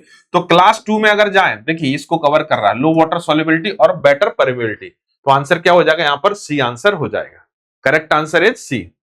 The mode of action of ethylene oxide as sterilising agent, क्या हो सकता है? ऑक्सीडेशन होता है आपका ड्राई टेस्टलाइजेशन का, रिडक्शन किसी का नहीं होता, प्रोटीन प्रेसिपिटेशन आपका ड्राई हीट का हो सकता है और मॉइस्ट शीट का भी हो सकता है, एल्काइलेशन बचता है, alkylation of DNA is the mode of action of ethylene oxide. Correct answer क्या हो जाएगा दोस्तों, C is the right answer. MRT mean residence time जो नॉन कंपार्टमेंट एनालिसिस के लिए यूज करते हैं, area under the first movement curve to the area under the zero movement curve. C answer, B sorry B answer हो जाएगा, C A नहीं होगा, B answer. Area under the first movement curve to the area under the zero movement curve, AUMC upon AUC। The characteristics of non linear pharmacokinetics, क्या होती है non linear pharmaco, area under the curve is proportional to the dose, नहीं हो सकता, non proportional होता है। Elimination half life remain constant, जी नहीं। Amount of drug excreted remain constant, जी नहीं, कांस्टेंट वाले बात नहीं है। यहां पर एरिया अंडर द कर्व जो होगा आपके डोज के प्रोपोर्शनलिटी में नहीं होता, तभी तो नॉन लीनियर बोल रहे हैं। लीनियर अगर होता है तो डोज के प्रोपोर्शनल होता है, नॉन लीनियर है, इसलिए आंसर क्या हो जाएगा, सी। How long after the drug administered is 75% of the drug eliminated from the patient body if the elimination half life is 4 hours? देखिए 100% है कोई, एक हाफ लाइफ के बाद कितना 50% बचा, दो हाफ लाइफ के बाद 25% बचा, यहां पर कितना 75% क्या हो गया, ड्रग एलिमिनेटेड हो गया, 75% एलिमिनेटेड हो गया, मतलब 25% बचा, तो 75% को एलिमिनेट करने के लिए 2 हाफ लाइफ की जरूरत पड़ेगी, 2 हाफ लाइफ मतलब 8 आवर आंसर हो जाएगा। क्या हो जाएगा दोस्तों यहां पर 8 आवर आंसर हो जाएगा। Which one of the following classes exists inside a certified horizontal vertical laminar air flow hood? अब ऐसी बात है, aseptic filling जो aseptic एरिया होता है कौन सा होता है, क्लास 100। ये सब क्लास एग्जिस्ट ही नहीं करती, क्लास 1000 पहले एग्जिस्ट करती थी, यहां पर एक ही आंसर दिख रहा है, B answer, class 100। Laminar flow किसमें होता है, class 100। Ball mill work on the principle of, ball mill के लिए सिंपल ही हम लिखते हैं बाई अट्रीशन और इंपैक्ट, ए आंसर हो जाएगा। चलिए, any enzyme that cleaves deoxyribonucleic acid DNA at the specific site, दोस्तों स्पेसिफिक साइट से तोड़ने वाला कौन होता है, रेस्ट्रिक्शन एंडोन्यूक्लिएज। ये बहुत, इसको क्या बोलते हैं, सीजर, सीजर बोला जाता है इसको, ठीक है, बायो सीजर के नाम से भी जानते हैं, restriction endonuclease. Yes, which of the following is not a correct statement, DNA polymerase is an enzyme that cleave DNA at a specific site, ठीक है। recombinant not पूछा, recombinant DNA is a hybrid DNA that is formed when pieces of DNA form different cells of joint. Interferon is glycoprotein produced by animal cell in response to viral infection, बिल्कुल सही है। hybridoma is a hybrid cell produced by the fusion of myeloma cells and specific antibody। यहां पर सीधा दिख रहा है ये सीक्वेंस, क्लीव अभी देखा, रेस्ट्रिक्शन एंडोन्यूक्लियस काट रहा है, डीएनए पॉलीमरेज थोड़ी करता है, डीएनए पॉलीमरेज तो जोड़ने का काम करता है, ना कि तोड़ने का। USP dissolution apparatus, paddle 1, paddle type, type 2, reciprocating cylinder type 3, basket type type 1, paddle over disk type 5। Answer क्या हो जाएगा, सी आंसर हो जाएगा। चलिए, the evidence which indicate the drug is stored extravascularly, extravascularly ज्यादा हो रही है, मतलब टिश्यू के साथ बाइंडिंग ज्यादा होती है, तो स्मॉल क्लियरेंस, ठीक है ना, small apparent volume of distribution, ये ड्रग बाइंडिंग के केस में होता, प्रोटीन बाइंडिंग के केस में होता है।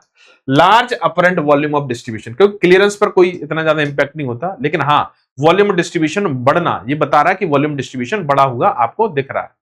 The process of sterilisation can be best divide, total destruction of elimination of all living micro organ, pyrogen, pyrogen तो ऑप्शनल होता है, कुछ में निकलता है, कुछ में रिमूव होता है, कुछ में नहीं होता, तो ये नहीं होगा। पैथोजेनिक माइक्रो ऑर्गन, ये डिसइंफेक्टेंट की डेफिनेशन है। पायरोजन एंड कार्बन डाइऑक्साइड, ऐसा कुछ नहीं होता। Total living organism, viable form and spore form की एलिमिनेशन क्या कहलाता है? आपका स्टरलाइजेशन कहलाता है। For a drug that obey first order kinetic and first into one compartment model of elimination, which one of the following is not correct? Its rate of elimination is proportional to the plasma drug concentration. After stopping the IV infusion of the drug, the plasma concentration declined exponentially. The composition of drug product excreted is independent of dose administered. Yes, ये हो जाएगा answer C. ये independent नहीं होती, dependent होती। Clearance इसमें constant रहेगा, ये कांस्टेंट रहेंगे सारी चीजें, लेकिन क्लियर, लेकिन सी आंसर हो जाएगा। Distillation of two immiscible liquid, fractional distillation, steam distillation, destructive distillation और distillation under reduced pressure। तो दोस्तों steam distillation को यूज किया जाता है two immiscible liquids को सेपरेट करने के लिए। किसके लिए? सेपरेट करने के लिए। Dew point is defined as the temperature to which given a mixture of air water must be cooled to become unsaturated, air water vapor heated to become unsaturated, air water must be heated to become unsaturated, air water vapour must be cooled to become saturated. तो answer क्या हो जाएगा? ये dew temperature, air water जो vapour है must be cooled होंगे before saturation. चलिए, all of the following include cytochrome P450 except ketoconazole, phenobarbital, rifampicin. All of the following drug induce cytochrome P450 except, एक को छोड़कर। फिर कीटोकोनाजोल इंड्यूस नहीं करता है, इसके अलावा सभी के सभी इंड्यूस करते हैं। ओके, चलिए, तो दोस्तों ये थे फार्मास्यूटिक्स एंड अलाइड सब्जेक्ट के क्वेश्चन जो कि हमने देखे। ठीक है, तो दोस्तों मिलते हैं नेक्स्ट टीचर से, जो कि एक नया पार्ट लेकर आएंगे, कुछ और क्वेश्चंस को लेकर आएंगे। Okay, now it's time for pharmaceutical chemistry. UPSC के पीवाईक्यूज कर रहे हैं हम, और ईयर है हमारा 2015।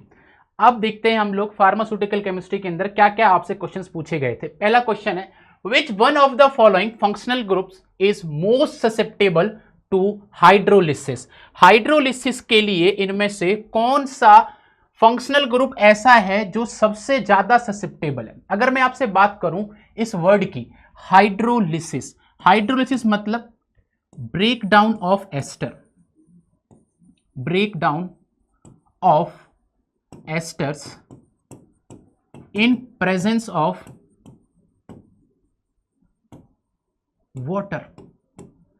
मतलब आपको यहां पर यह पता करना है कि कौन सा कंपाउंड एस्टर है। एस्टर आपके सामने एक ही है, यानी कि option B is correct. Ester का हम लोग वाटर की प्रेजेंस में ब्रेक डाउन करते हैं, उसी प्रोसेस को हाइड्रोलिसिस बोलते हैं। और जब ये हाइड्रोलिसिस होती है तो एस्टर जो है वो अल्कोहल और कार्बोक्सिलिक एसिड के अंदर कन्वर्ट हो जाता है।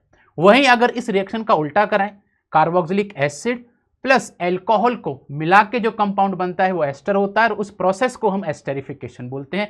यहां पर हमारा सही जो करेक्ट जो ऑप्शन है वो है ऑप्शन बी, यानी कि एस्टर। अगला सवाल है हमारा मेडिसिनल केमिस्ट्री का, जिसमें आपसे पूछा है, फ्यूरासेमाइड कंटेन्स द फॉलोइंग हेट्रोसाइकल। फ्यूरासेमाइड का अगर स्ट्रक्चर आप लोगों को याद है, उसमें से सिंपल आपको यह बताना है कि कौन सी रिंग उसके अंदर प्रेजेंट होती है।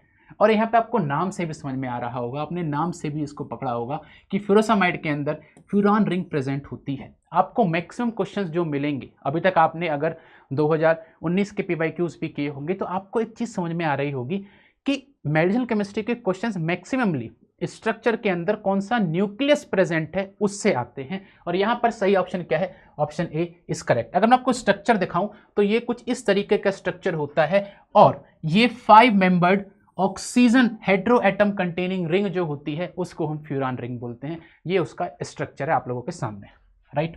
चलिए, अगला सवाल है हमारा फार्मास्यूटिकल एनालिसिस से, जिसके अंदर आपसे पूछा है कि इन यूवी स्पेक्ट्रोफोटोमीटर, स्पेसिफिकली पूछा है यूवी स्पेक्ट्रोफोटोमीटर के अंदर लाइट सोर्स क्या होता है। हम जो नॉर्मली यूज करते हैं वो यूवी विजुअल स्पेक्ट्रोफोटोमीटर होता है, यानी कि विजुअल के लिए हम लाइट सोर्स अलग यूज करते हैं और यूवी के लिए लाइट सोर्स अलग यूज करते हैं। अगर हम बात करेंगे यहाँ पे, टंगस्टन लैंप जो होती है वो विजुअल लाइट के लिए यूज होता है, लेकिन जो ड्यूटेरियम लैंप होता है वो हमारा यूवी रेडिएशन के लिए यूज होता है। So correct option will be C. C जो है यहाँ पर एकदम करेक्ट ऑप्शन है। अगले सवाल की अगर हम बात करेंगे यहाँ पे, डाइनेस्ट्रॉल, डाइनेस्ट्रॉल इज सिंथेसिस फ्रॉम, डाइनेस्ट्रॉल जो होता है ये सिंथेटिक एस्ट्रोजन है। आपसे पूछा है कि इसकी सिंथेसिस हम किससे करते हैं? क्या जो इसका स्टार्टिंग मटेरियल है वो 4 अमाइनो एसिटोफिनोन है, क्या इसका स्टार्टिंग मटेरियल 4 क्लोरोब्यूटायरोफिनोन है, या फिर 4 ब्रोमो प्रोपियोफिनोन है, या फिर 4 एसिटॉक्सी प्रोपियोफिनोन है? And the correct answer is option D, 4 एसिटॉक्सी प्रोपियोफिनोन से हम लोग डाइनएस्टॉल की सिंथेसिस को परफॉर्म करते हैं। इसकी सिंथेसिस के बारे में अगर मैं बात करूं, यहाँ पे हम लोग कई बार इसके स्टार्टिंग मटेरियल में आप 4 हाइड्रोक्सी प्रोपियोफिनोन भी ले सकते हो, बट जो मेजरली यूज किया जाता है वो होता है पैरा एसिटॉक्सी, यानी कि 4 एसिटॉक्सी प्रोपियोफिनोन। अगर आपने 4 हाइड्रोक्सी प्रोपियोफिनोन लिया मतलब आपको एक स्टेप और बढ़ना पड़ेगा, वहां पे उसको एसिटाइलेशन उसका करना पड़ेगा, राइट। चलिए, उसके बाद क्या होता है, जब आप इसमें लेते हो तो इस रिएक्शन में हम पिनाकोल कपलिंग परफॉर्म करते हैं, जिससे हमको ये हमारा डाइनएस्टॉल देखने को मिलता है। क्लियर? चलिए, अगला सवाल है, ketoconazole structure contains, anti fungal drug ketoconazole के स्ट्रक्चर के अंदर क्या होता है? Imidazole ring, thiazole ring, sorry triazole ring, tetrazole ring, या फिर थायाजोल रिंग? कौन सी रिंग प्रेजेंट होती है? कीटाजोनल स्ट्रक्चर की अगर मैं बात करूं, कीटाजोन के स्ट्रक्चर की, तो उसके अंदर पाइपेराजिन रिंग प्रेजेंट होती है, डाइऑक्सोलोन प्रेजेंट होता है, और इमिडाजोल रिंग प्रेजेंट होती है, यानी कि option A is correct. Option A एकदम करेक्ट है। यहाँ पर ये आपके सामने स्ट्रक्चर कीटोकोनाजोल का, और इस स्ट्रक्चर में आप देख सकते हो यहाँ पे पाइपेराजिन रिंग प्रेजेंट है, उसके अलावा यहाँ पे डाइऑक्सोलोन रिंग प्रेजेंट है, और यहाँ पर आपका ये इमिडाजोल रिंग प्रेजेंट है, इमिडाजोल, राइट। चल, अगला सवाल, which one of the following best describe a cofactor that is firmly bound to an apoenzyme? Firmly का मतलब होता है स्ट्रांगली। आपको एक बात पता होगी कि जो एपोएंजाइम होता है, बायोकेमिस्ट्री का क्वेश्चन है ये, एपोएंजाइम जो होता है वो दो चीजों से बनता है, एक होता है cofactor plus holo enzyme, holo enzyme. इसमें जो कोफैक्टर होता है this is non protein part of enzyme, जिसको हम होलो एंजाइम को एक्टिवेट करने के लिए यूज करते हैं। और होलो एंजाइम जो होता है ये प्रोटीन पार्ट होता है, ये प्रोटीन पार्ट होता है, राइट। कोफैक्टर जो होता है ये हमारे दो टाइप के होते हैं। Cofactor is of 2 type. कौन कौन से? एक जो लूजली बाइंड होता है, दूसरा जो टाइटली बाउंड होता है। लूजली बाउंड और एक टाइटली। जो टाइटली बाउंड होता है दोस्तों उसको हम बोलते हैं प्रोस्थेटिक ग्रुप, और जो लूजली बाउंड होता है उसको हम बोलते हैं कोएंजाइम। यहां से आपसे पूछा है कि टाइटली बाउंड है, फर्मली बाउंड है, यानी कि सर यहां पर सही ऑप्शन होगा option C, prosthetic group. Prosthetic group जो है वो एकदम सही है। अगला सवाल, the principle of infrared spectra is based on, principle of infrared spectra is based on, basically IR spectroscopy जो होती है उसका प्रिंसिपल क्या होता है, ये सवाल आपसे पूछा गया है। क्या वो इलेक्ट्रॉनिक एक्साइटेशन है? नहीं, इलेक्ट्रॉनिक एक्साइटेशन नहीं है। क्या वो रेजोनेंस है? बिल्कुल भी नहीं। डिसोसिएशन है? बिल्कुल भी नहीं। मॉलिक्यूलर वाइब्रेशन से? यस। जब भी कोई मॉलिक्यूल जिसके अंदर डाइपोल मूवमेंट होता है वो आईआर रेडिएशन को एब्जॉर्ब करता है तो उसके अंदर मॉलिक्यूलर वाइब्रेशंस होते हैं। उन मॉलिक्यूलर वाइब्रेशंस की वजह से या तो बॉन्ड लेंथ चेंज होती है या फिर बॉन्ड एंगल चेंज होता है, जिसकी वजह से डाइपोल मूवमेंट के अंदर चेंज आता है और उसी से वो आईआर रेडिएशन को एब्जॉर्ब कर पाता है। That is the principle of IR spectroscopy, right. So option D is correct. अगला सवाल है, ion exchange chromatography is used for the separation of, ion exchange chromatography के अंदर हम लोग सेपरेशन करते हैं किसी भी मिक्सचर का जिसके अंदर डिफरेंट चार्ज पार्टिकल्स प्रेजेंट होते हैं। अगर आप बात करोगे एल्डिहाइड्स की, फैटी एसिड्स की, हाइड्रोकार्बन्स की, इनके अंदर कोई चार्ज प्रेजेंट नहीं होता है। लेकिन जब आप बात करते हो अमाइनो एसिड्स की, ये किसी एक स्पेसिफिक पीएच पर ड्यूटेराइन फॉर्म कर सकते हैं और वो ड्यूटेराइंस जो होते हैं उनके अंदर अलग अलग चार्ज होता है। तो अमाइनो एसिड्स के अंदर अलग अलग चार्ज प्रेजेंट होने की वजह से हम उनको सेपरेट कर सकते हैं with the help of ion exchangers, है ना। आयन एक्सचेंजर रेजिन्स जो होते हैं वो हम आयन एक्सचेंज क्रोमेटोग्राफी के अंदर यूज करते हैं। सो ऑप्शन बी जो है यहाँ पर एकदम करेक्ट है। क्लियर। अगला सवाल, which one of the following technique is use to determine glass transition temperature. Glass transition temperature को हम पढ़ते हैं DSC यानी कि डिफरेंशियल स्कैनिंग कैलोरीमेट्री के अंदर। DSC के अंदर हम ग्लास ट्रांजिशन टेम्परेचर की पढ़ाई करते हैं।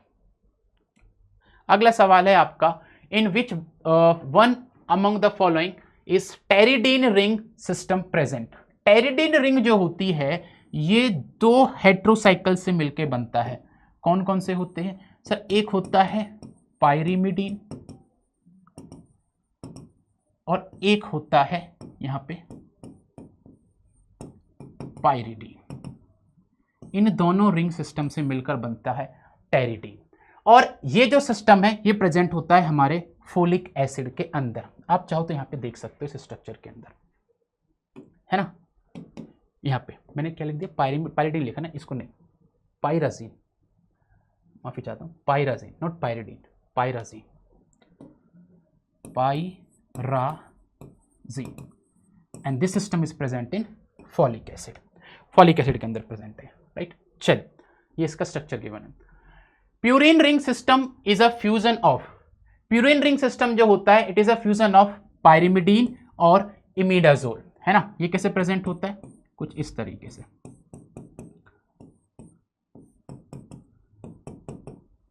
ये सिस्टम प्रेजेंट होता है इसके अंदर, है ना। This is purine ring. तो इसके अंदर दो रिंग प्रेजेंट होती हैं, एक होती है पायरिमिडीन और एक होती है इमिडाजोल, राइट। चलिए अगला सवाल, विलियमसन सिंथेसिस। ये आप अपने 11th और 12th से पढ़ते हुए आ रहे होंगे। विलियमसन सिंथेसिस जो होती है it is use for the synthesis of ethers. Ethers के लिए हम इसको यूज करते हैं। इसके अंदर हम क्या यूज करते हैं? सोडियम एल्कोक्साइड, एक सेकेंड,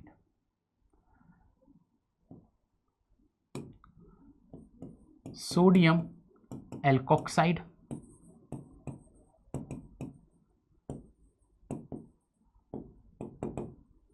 प्लस एल्काइल हैलाइड, इनकी रिएक्शन करते हैं, यहां से हमको ईथर्स देखने को मिलते हैं। So option C is correct. C option जो है वो एकदम करेक्ट है यहाँ पे, राइट। आप चाहो तो इसका स्ट्रक्चर लिख भी सकते हो यहाँ पे, एक जनरलाइज्ड स्ट्रक्चर CH2R। ये सिमेट्रिकल ईथर्स भी बन सकते हैं, अनसिमेट्रिकल ईथर्स भी बन सकते हैं। क्लियर। चलिए अगला सवाल है, thyroxine. Thyroxine is synthesised from, thyroxine बनता कैसे? थायरोक्सिन जो बनता है थायराइड ग्लैंड के अंदर बनता है, थायराइड ग्लैंड के अंदर, T4, है ना। ये जो होता है it is almost a dimer of tyrosine. Tyrosine का डाइमर होता है जिसके अंदर 4 आयोडीन लगाए जाते हैं, है ना। टायरोसिन का जो स्ट्रक्चर है उसके अंदर क्या लगाए जाते हैं? 4 आयोडीन ग्रुप लगाए जाते हैं। अगर मेरे सामने इसका स्ट्रक्चर होगा तो बिल्कुल ये रहा इसका स्ट्रक्चर। ये यहाँ पे स्ट्रक्चर है, इस स्ट्रक्चर के अंदर आप देख सकते हो यहाँ पर ये जो एक स्ट्रक्चर है इतना वाला, यहाँ पर अगर मैं यहाँ पे हाइड्रोक्सिल ग्रुप लगा दूंगा तो वो टायरोसिन बनता है। लेकिन यहाँ पे 2 आयोडीन लग गए, फिर फर्दर उसको ग्रुप को जोड़ा गया और वहां पर 2 आयोडीन लग गए।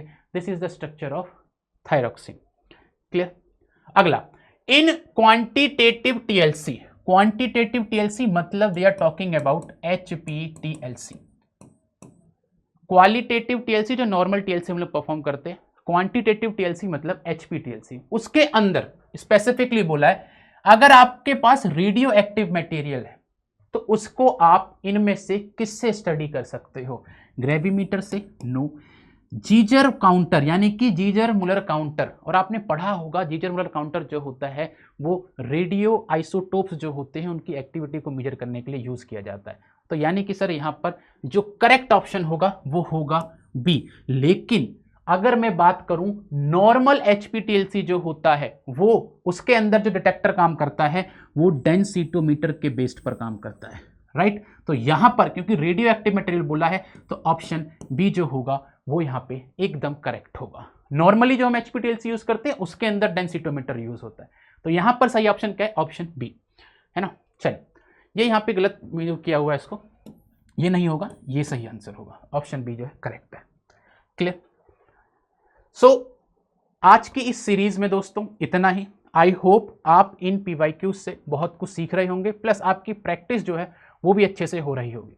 किसी भी एग्ज़ाम के लिए पढ़ाई करना ही सफिशिएंट नहीं होता है, उसके PYQs लगाना, उनकी एनालिसिस करना, वो भी बहुत रिक्वायर्ड होता है। So that's it from our side. Thank you so much for joining. Good afternoon everyone. आप सभी को मैं फार्माकोलॉजी, फार्माकोग्नोसी एंड ज्यूरिस्प्रूडेंस से रिलेटेड क्वेश्चंस को कंप्लीट यहाँ पे कराने वाली हूँ। तो चलिए यहाँ पे हम क्वेश्चंस को देखते हैं। तो फर्स्ट क्वेश्चन आपका ज्यूरिस्प्रूडेंस का ही क्वेश्चन है। Term of every patent in India under Indian Patent Act from the date of filing is. तो टोटल अगर हम पेटेंट के लिए फाइलिंग, प्रोसेसिंग, ये सारी अगर हम देख लेते हैं तो यहाँ पे 20 ईयर्स का टाइम ड्यूरेशन रिक्वायर्ड होता है।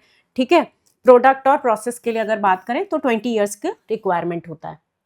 Once a week administration of which one of the following drug has prophylactic activity against bacteria caused by Mycobacterium avium complex in AIDS patient. तो एड्स पेशेंट के केस में अगर हम देखें तो इस्तेमाल हम क्लैरिथ्रोमाइसिन नहीं, क्लैरिथ्रोमाइसिन का नहीं, एजिथ्रो का भी नहीं करेंगे। लॉन्गेस्ट ही आपको ये शो करता है। रिफाब्यूटिन की अगर बात करते हैं तो यस, रिफाब्यूटिन आपका करेक्ट आंसर हो जाएगा। माइकोबैक्टीरियम एवियम कॉम्प्लेक्स के केस में हम इसका इस्तेमाल कर रहे हैं, जो कि डेरिवेटिव ऑफ रिफैम्पिन जो है इसका डेरिवेटिव है। रिफापेंटिन, रिफाब्यूटिन ये आपके डेरिवेटिव हो गए रिफैम्पिन के। फिर isoniazid anti cancer drug, first line anti cancer drug के तौर पे हम इसका इस्तेमाल करते हैं और फिलहाल इसको हम प्रोफाइलेक्सिस के तौर पे इस्तेमाल करते हैं। ठीक है, करेक्ट आंसर आपका रिफाब्यूटिन हो जाएगा।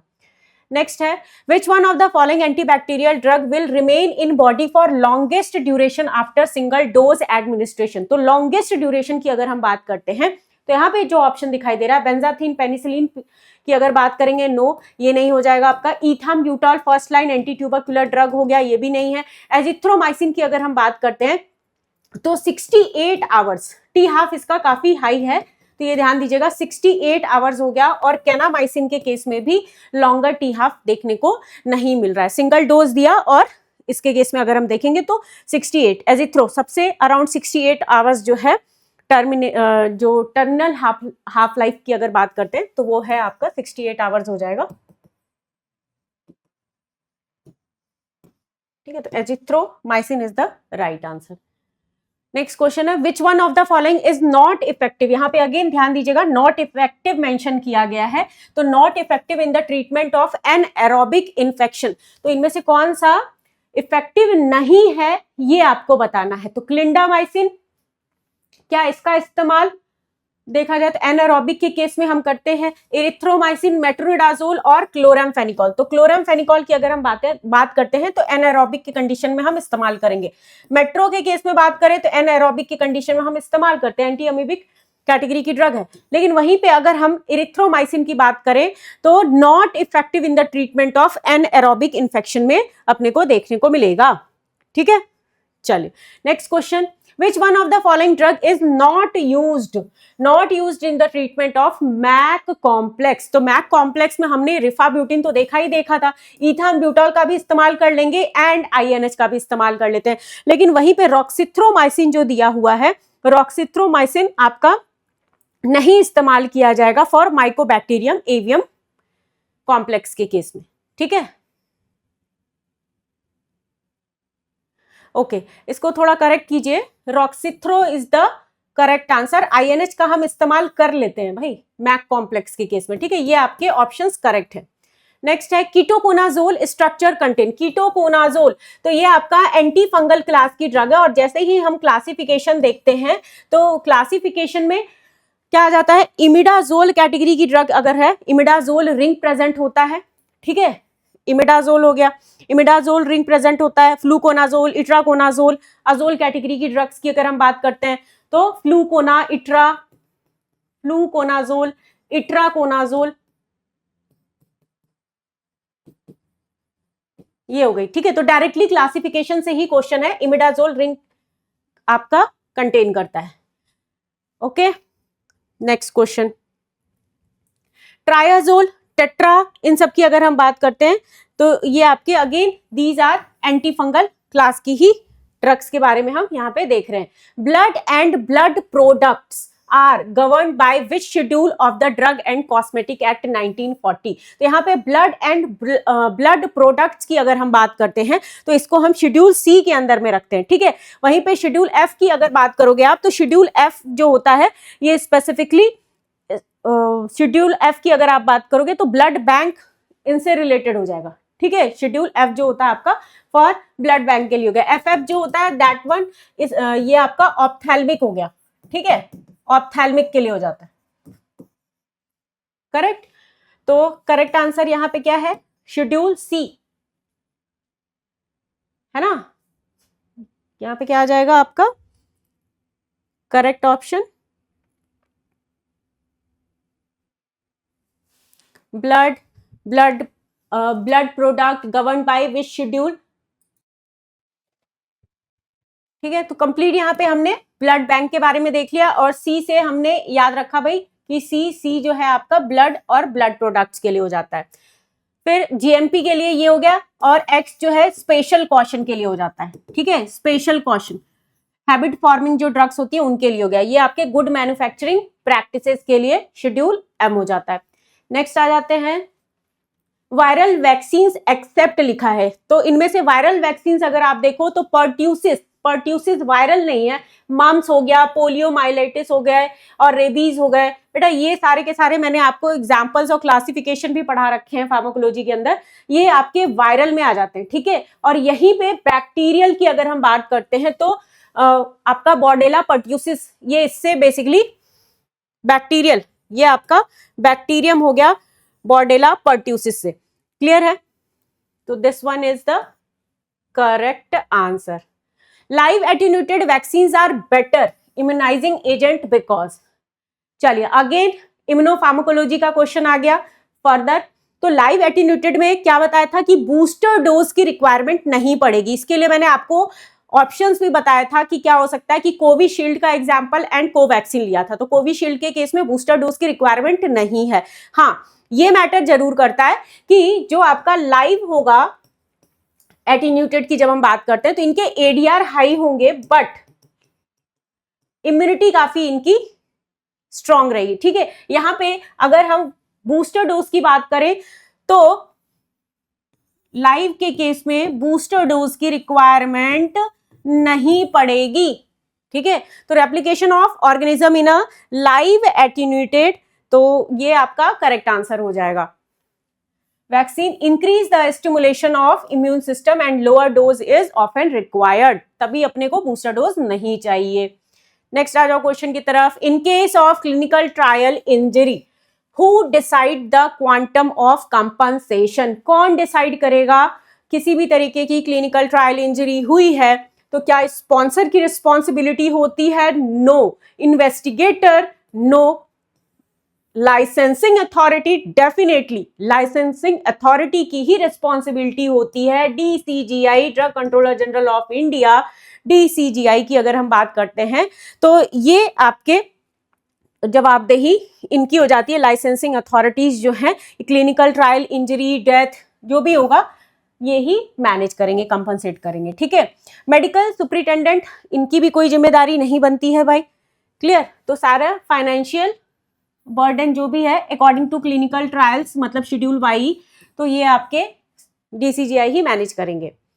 Schedule x of the Drug and Cosmetic act and rules deals with, schedule x special caution, ठीक है। हैबिट फॉर्मिंग, इनकी अगर बात करते हैं तो habit forming likely to be misused, ये हो गया शेड्यूल एक्स के केस में। तो शेड्यूल एक्स के केस में क्या है कि आपको हैवी मशीनरीज, व्हीकल, इन पे आपको स्पेसिफिकली उस वक्त वर्क नहीं करना है। ऑप्थेल्मिक एफ इसको रिप्रेजेंट करेगा जीएमपी शेड्यूल एम। फिर उसके बाद life period of drug schedule P, इसको रिप्रेजेंट करेगा। नेक्स्ट है pharmacovigilance programme of India, PvPI is under the control of. तो फार्माकोविजिलेंस प्रोग्राम जो है आपका ministry of health and family welfare के अंडर आता है, जो कि इंडियन फार्माकोपिया कमीशन की अगर बात करते हैं जो कि गाजियाबाद में है आपका, ये मैनेज बाय पीवीपीआई की अगर हम बात करते हैं तो ये आपका कोऑर्डिनेट करेगा आईपीसी, इंडियन फार्माकोपिया कमीशन जो है ये मैनेज करता है, ठीक है। Next, schedule T of the Drug and Cosmetic act prescribed GMP specification for manufacture of drug. तो यहाँ पे शेड्यूल टी जो होता है, टी से याद कर लिया था हमने कि ट्रेडिशनल होता है, तो ट्रेडिशनल में आयुर्वेदा, सिद्धा और यूनानी मेडिसिन के जीएमपी के लिए this one is requirement, right. तो जीएमपी फॉर आयुर्वेदा, सिद्धा और यूनानी मेडिसिन के लिए हो जाएगा, ठीक है। नेक्स्ट है आपका question, drug DPCO drug price control order की बात करें 1995, related order from time to time are enforced by. तो एनपीपीए की अगर हम बात करते हैं तो एनपीपीए डिसाइड करेगी भाई कि कितना प्राइस रखा जाए ड्रग का, और इसको ये डिसाइड करेगी। तो नेशनल प्राइसिंग अथॉरिटीज जो है बेटा, एनपीपीए की अगर हम बात करते हैं तो फार्मास्यूटिकल प्राइसिंग अथॉरिटी, ये ही आपका मैनेज करेगी, डिसाइड करेगी कि ड्रग की प्राइस को फिक्स करना, एनफोर्स करना, और किसके under, DPCO drug price control order, ठीक है। नेक्स्ट है schedule S. Schedule S, S से अपना क्या आ गया, कॉस्मेटिक्स, एस से कॉस्मेटिक्स। यहाँ पे factory premises no, list of poison no, life period of drug no, standard of cosmetics yes, absolutely right. Next question है आपका, the drug of choice for filariasis. Filariasis के कंडीशन में हमें DEC, ठीक है, क्लियर, डीईसी का इस्तेमाल किया जाएगा ड्रग ऑफ चॉइस फाइलेरियासिस के केस में। अगर हम देखें तो इनका इस्तेमाल किया जाता है, ओके। तो एलिफेंटियासिस, फाइलेरियासिस की अगर हम बात कर रहे हैं तो यहाँ पे आपका ये करेक्ट आंसर हो जाएगा। तो डाई इथाइल कार्बामेजिन जो होता है, डीईसी जिसको हम कह रहे हैं, इसका इस्तेमाल किया जा रहा है, और यही आपका क्या है, ड्रग ऑफ चॉइस, डीओसी भी है, ठीक है। एलिफेंटियासिस, फाइलेरियासिस की अगर हम बात करते हैं तो फाइलेरिया के केस में ब्रोचुरेरिया, ब्रोंकोफ्टाई, इनके कंडीशन में,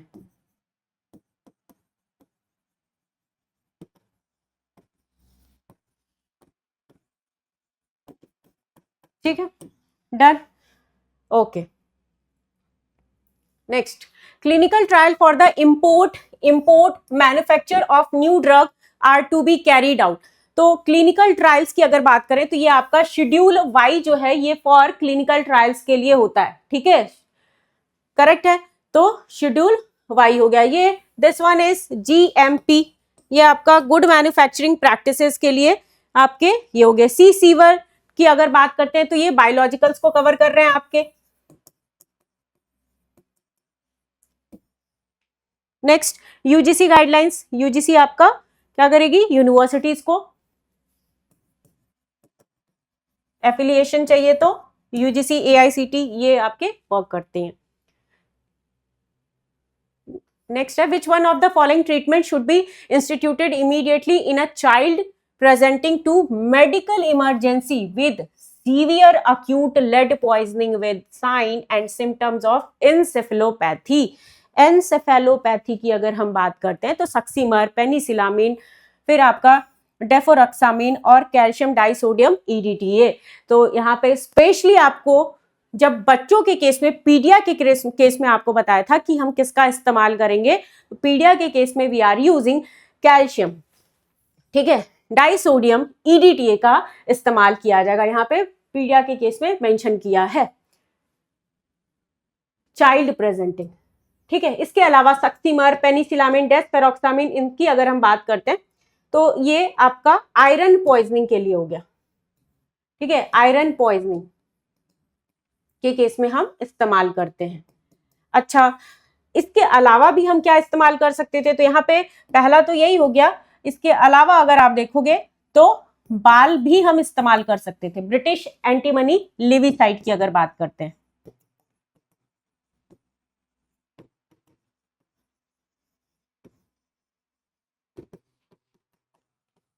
ठीक है, बाल का भी इस्तेमाल हम करेंगे। सक्सीमर, फिर है आपका पेनिसिलामिन, इनका भी जो है चिलेटिंग एजेंट्स के, इसमें हैवी मेटल पॉइजनिंग्स में हम इस्तेमाल कर रहे हैं, ठीक है, डन।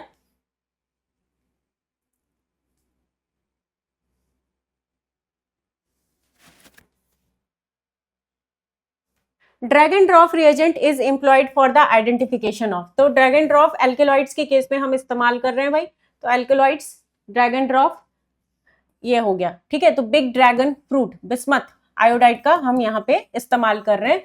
और क्या है, dragon fruit orange, red orange colour देखने को मिलता है। कार्बोहाइड्रेट्स नहीं, कार्बोहाइड्रेट्स के केस में हम इस्तेमाल नहीं करेंगे, मॉलिश टेस्ट होता तो हम इसका इस्तेमाल करते। एंड देन यहाँ पे आपका मॉलिश टेस्ट, उसके बाद फ्लेवेनॉइड्स, फ्लेवेनॉइड्स इनके लिए हम Shinoda, proteins biuret, ninhydrin, amino acids के लिए इनके लिए इस्तेमाल करते हैं, ठीक है। ओके, नेक्स्ट है precursor for biosynthesis of tropane alkaloid. Tropane, tropane group of alkaloid की अगर बात करें तो ट्रोपेन ग्रुप की एल्केलॉइड्स में बेलाडोना, धतुरा, हायोसाइमिन, इन सब की अगर आप बात करते हो तो precursor is ornithine, amino acid derivative ornithine का हम इस्तेमाल करेंगे, ठीक है। तो यहाँ पे ट्रोपेन के लिए हायोसाइमस, हायोसाइमस नाइगर, बेलाडोना, उनके केस में हम ऑर्निथिन का इस्तेमाल करेंगे। अब आ जाते हैं ल्यूसीन पे। तो ल्यूसीन की अगर हम बात करते हैं, ल्यूसीन है, लाइसिन है, इन सब की अगर आप बात करते हो तो ये आपके टायरोसिन, टायरोसिन जो है आइसोक्यूनोलिन के लिए हो जाएगा, टायरोसिन आइसोक्यूनोलिन के लिए हो जाएगा, ठीक है, डन। फिर उसके बाद फिनाइलएलानिन, लाइसिन, ल्यूपिन, पाइपेरिडीन एल्केलॉइड के लिए, ठीक है।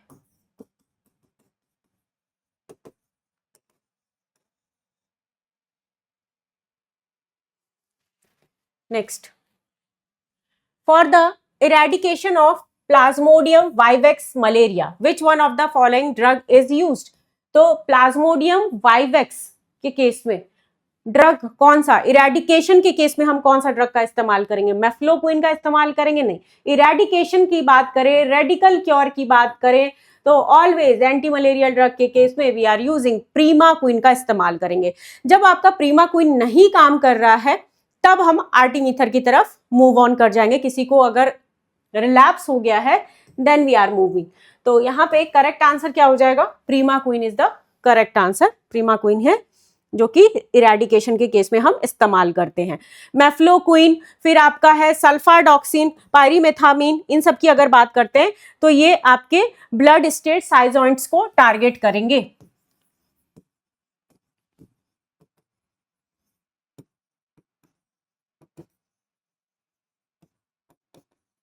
ठीक है, इनको टारगेट करेंगे, डन है।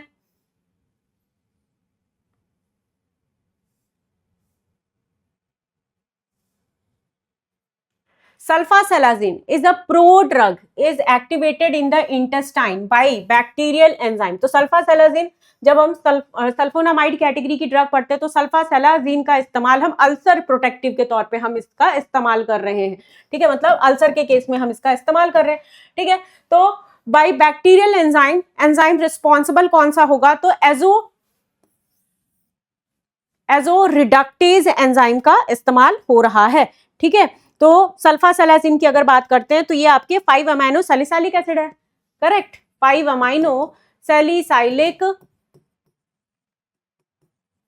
एसिड हो गया, करेक्ट है। और ये किससे जुड़ा है, सल्फा हाइड्रोजीन जो है इससे आपका अटैच्ड होगा, करेक्ट। तो यहाँ पे एजो रिडक्टेज एंजाइम जो है इसका इस्तेमाल किया जाएगा। Good laboratory practice, GLP, work on the basis of, GLP जो है बेटा ये किसके अंडर में आ जाएगा, WHO, OECD, ministry of chemical fertilizer, no, ISO guidelines, no, OECD की अगर हम बात करते हैं इसके अंडर में आएगा, तो organisational for economic cooperation and development के केस में आ जाएगा, ऑर्गेनाइजेशनल इकोनॉमिक, ठीक है, कोऑपरेशन एंड डेवलपमेंट, ठीक है, ये आपका जीएलपी गुड लेबोरेटरी प्रैक्टिसेस को मैनेज कर रहा है, ठीक है, डन। नेक्स्ट क्वेश्चन है आपका drug and magic remedies. Objectional advertisement act 1954 apply to all except, again except, no, UPSC के क्वेश्चंस अगर आप उठा के देखोगे तो यहाँ से काफी सारे एक्सेप्ट के क्वेश्चन है, नो के क्वेश्चन आपको देखने को मिलेंगे, तो बहुत ही ढंग से आपको देखना है। तो मेनली एक्सेप्शन किसके केस में था? जम्मू के केस में था, ठीक है, जम्मू एंड कश्मीर को एक्सेप्शन के केस में रखा गया है। तो दादरा नागर हवेली करेक्ट है, लेकिन जम्मू एंड कश्मीर जो है मेनली इनको एक्सेप्शन में रखा गया, मतलब ये वैसे करेक्ट है और बाकी के ऑप्शंस आपके इनकरेक्ट है। तो Jammu and Kashmir is the right answer, ठीक है। जितने भी अमेंडमेंट्स और सेंट्रल एक्ट्स थे उसमें इनको क्या किया गया था भाई? एग्जम्प्टेड किया गया था, ठीक है। जेएनके की बात करें, the chairman of drug technical advisory board कौन होंगे chairman? Drug controller general of India, government of India, इनको director general of Indian council of medical research and government of India, ये, या फिर director general of health services, council of India, government of India, assistant general of India. तो ये तो बिल्कुल भी नहीं। Drug controller general of India की अगर हम बात करते हैं तो ये भी आपके नहीं होंगे। कौन हो जाएंगे? आपके director general Indian council of medical research, government of India की अगर हम बात करते हैं, क्या ये होंगे? ठीक है, ये बताइए।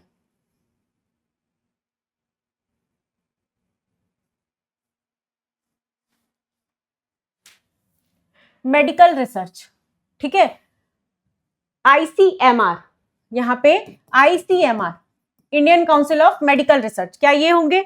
या फिर डीजीएचएस होंगे? क्या होंगे? डीजीएचएस या एक्स ऑफिशियो, है ना, DGHS, drug technical advisory board, 3 members जो आपकी कमिटीज में बैठते हैं, तो इसमें हम DGHS, director general of health services की अगर बात करते हैं तो ये आपका करेक्ट आंसर हो जाएगा, ठीक है।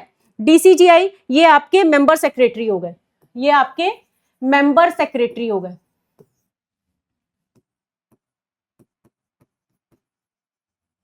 ठीक है, किसके? डीटीएबी के। इसलिए ये आपका ऑप्शन जो है वो गलत है। करेक्ट आंसर आपका ये हो गया DGHS. Okay, next, febuxostat. Febuxostat जो होता है आपका, इसका हम इस्तेमाल, मतलब फिबिक्सोस्टैट जो होता है नॉन प्यूरिन ज़ैंथीन ऑक्सीडेज है, राइट। नॉन प्यूरिन फिबिक्सोस्टैट की बात करें तो ज़ैंथीन ऑक्सीडेज इनहिबिटर की तरह काम कर रहा है, ज़ैंथीन ऑक्सीडेज इनहिबिटर की तरह काम कर रहा है। और इसका यूज किस तौर पे हम करेंगे? जब ज़ैंथीन ऑक्सीडेज इनहिबिटर हो गया तो इसका इस्तेमाल हम करेंगे फॉर हाइपर यूरिसीमिया के कंडीशन में और गाउट के कंडीशन में हम इस्तेमाल करेंगे, ठीक है। तो यहाँ पे हाइपर यूरिसीमिया और गाउट, इनके कंडीशन में। अच्छा, गाउट के भी कंडीशन में, जब अगर आपका अक्यूट गाउट है तो उसके कंडीशन में हम कौन सी ड्रग का इस्तेमाल करेंगे? जल्दी से कमेंट बॉक्स में बता दो आप। और वहीं पे अगर क्रॉनिक गाउट का सिचुएशन है तो हम क्या इस्तेमाल करेंगे? एलोप्यूरिनॉल, एलोप्यूरिनॉल, ठीक है, इनका हम इस्तेमाल करेंगे। अक्यूट गाउट का क्या होगा करेक्ट आंसर? कॉलचिसिन का इस्तेमाल किया जाएगा, ठीक है। ओके बेटा, तो ये हो गए आपके आंसर्स में।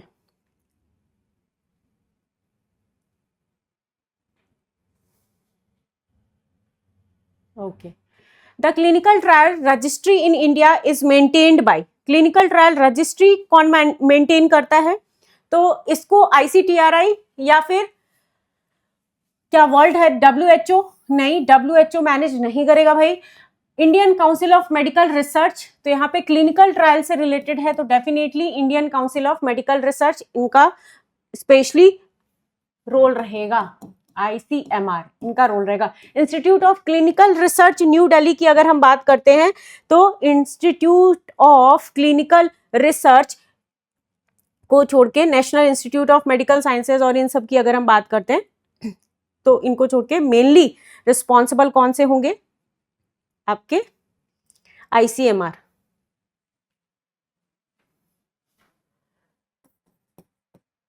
वाया सीटीआरआई, ठीक है, clinical trial registry in India. Done है।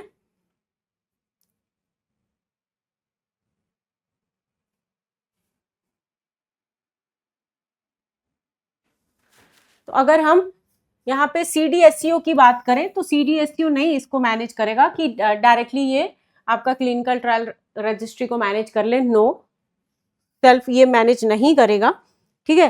तो इसी वजह से CDSCO अकेले इस चीज को मैनेज नहीं करेगा, ये ध्यान दीजिएगा। तो मेनली मैनेज कौन कर रहा है? Indian council of medical research जो है ये मैनेज करेगा।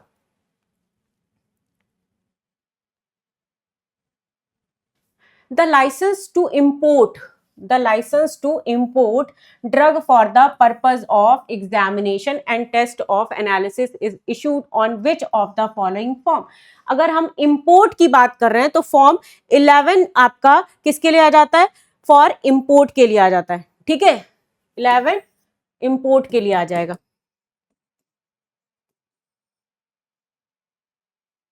Twenty twenty one wholesale licence, ठीक है, होलसेल लाइसेंस इनके लिए हो गया। फॉर्म 29 की अगर हम बात करते हैं तो मैन्युफैक्चर ऑफ ड्रग,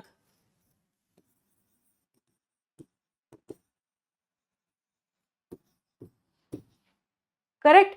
तो फॉर्म 29 आपका manufacture of drug for purpose of examination है ना, तो ये आपका फॉर्म 29 में कंसीडर होगा। तो ये था आपका फॉर्म रिलेटेड क्वेश्चन। डन है। तो thank you everyone, thank you so much.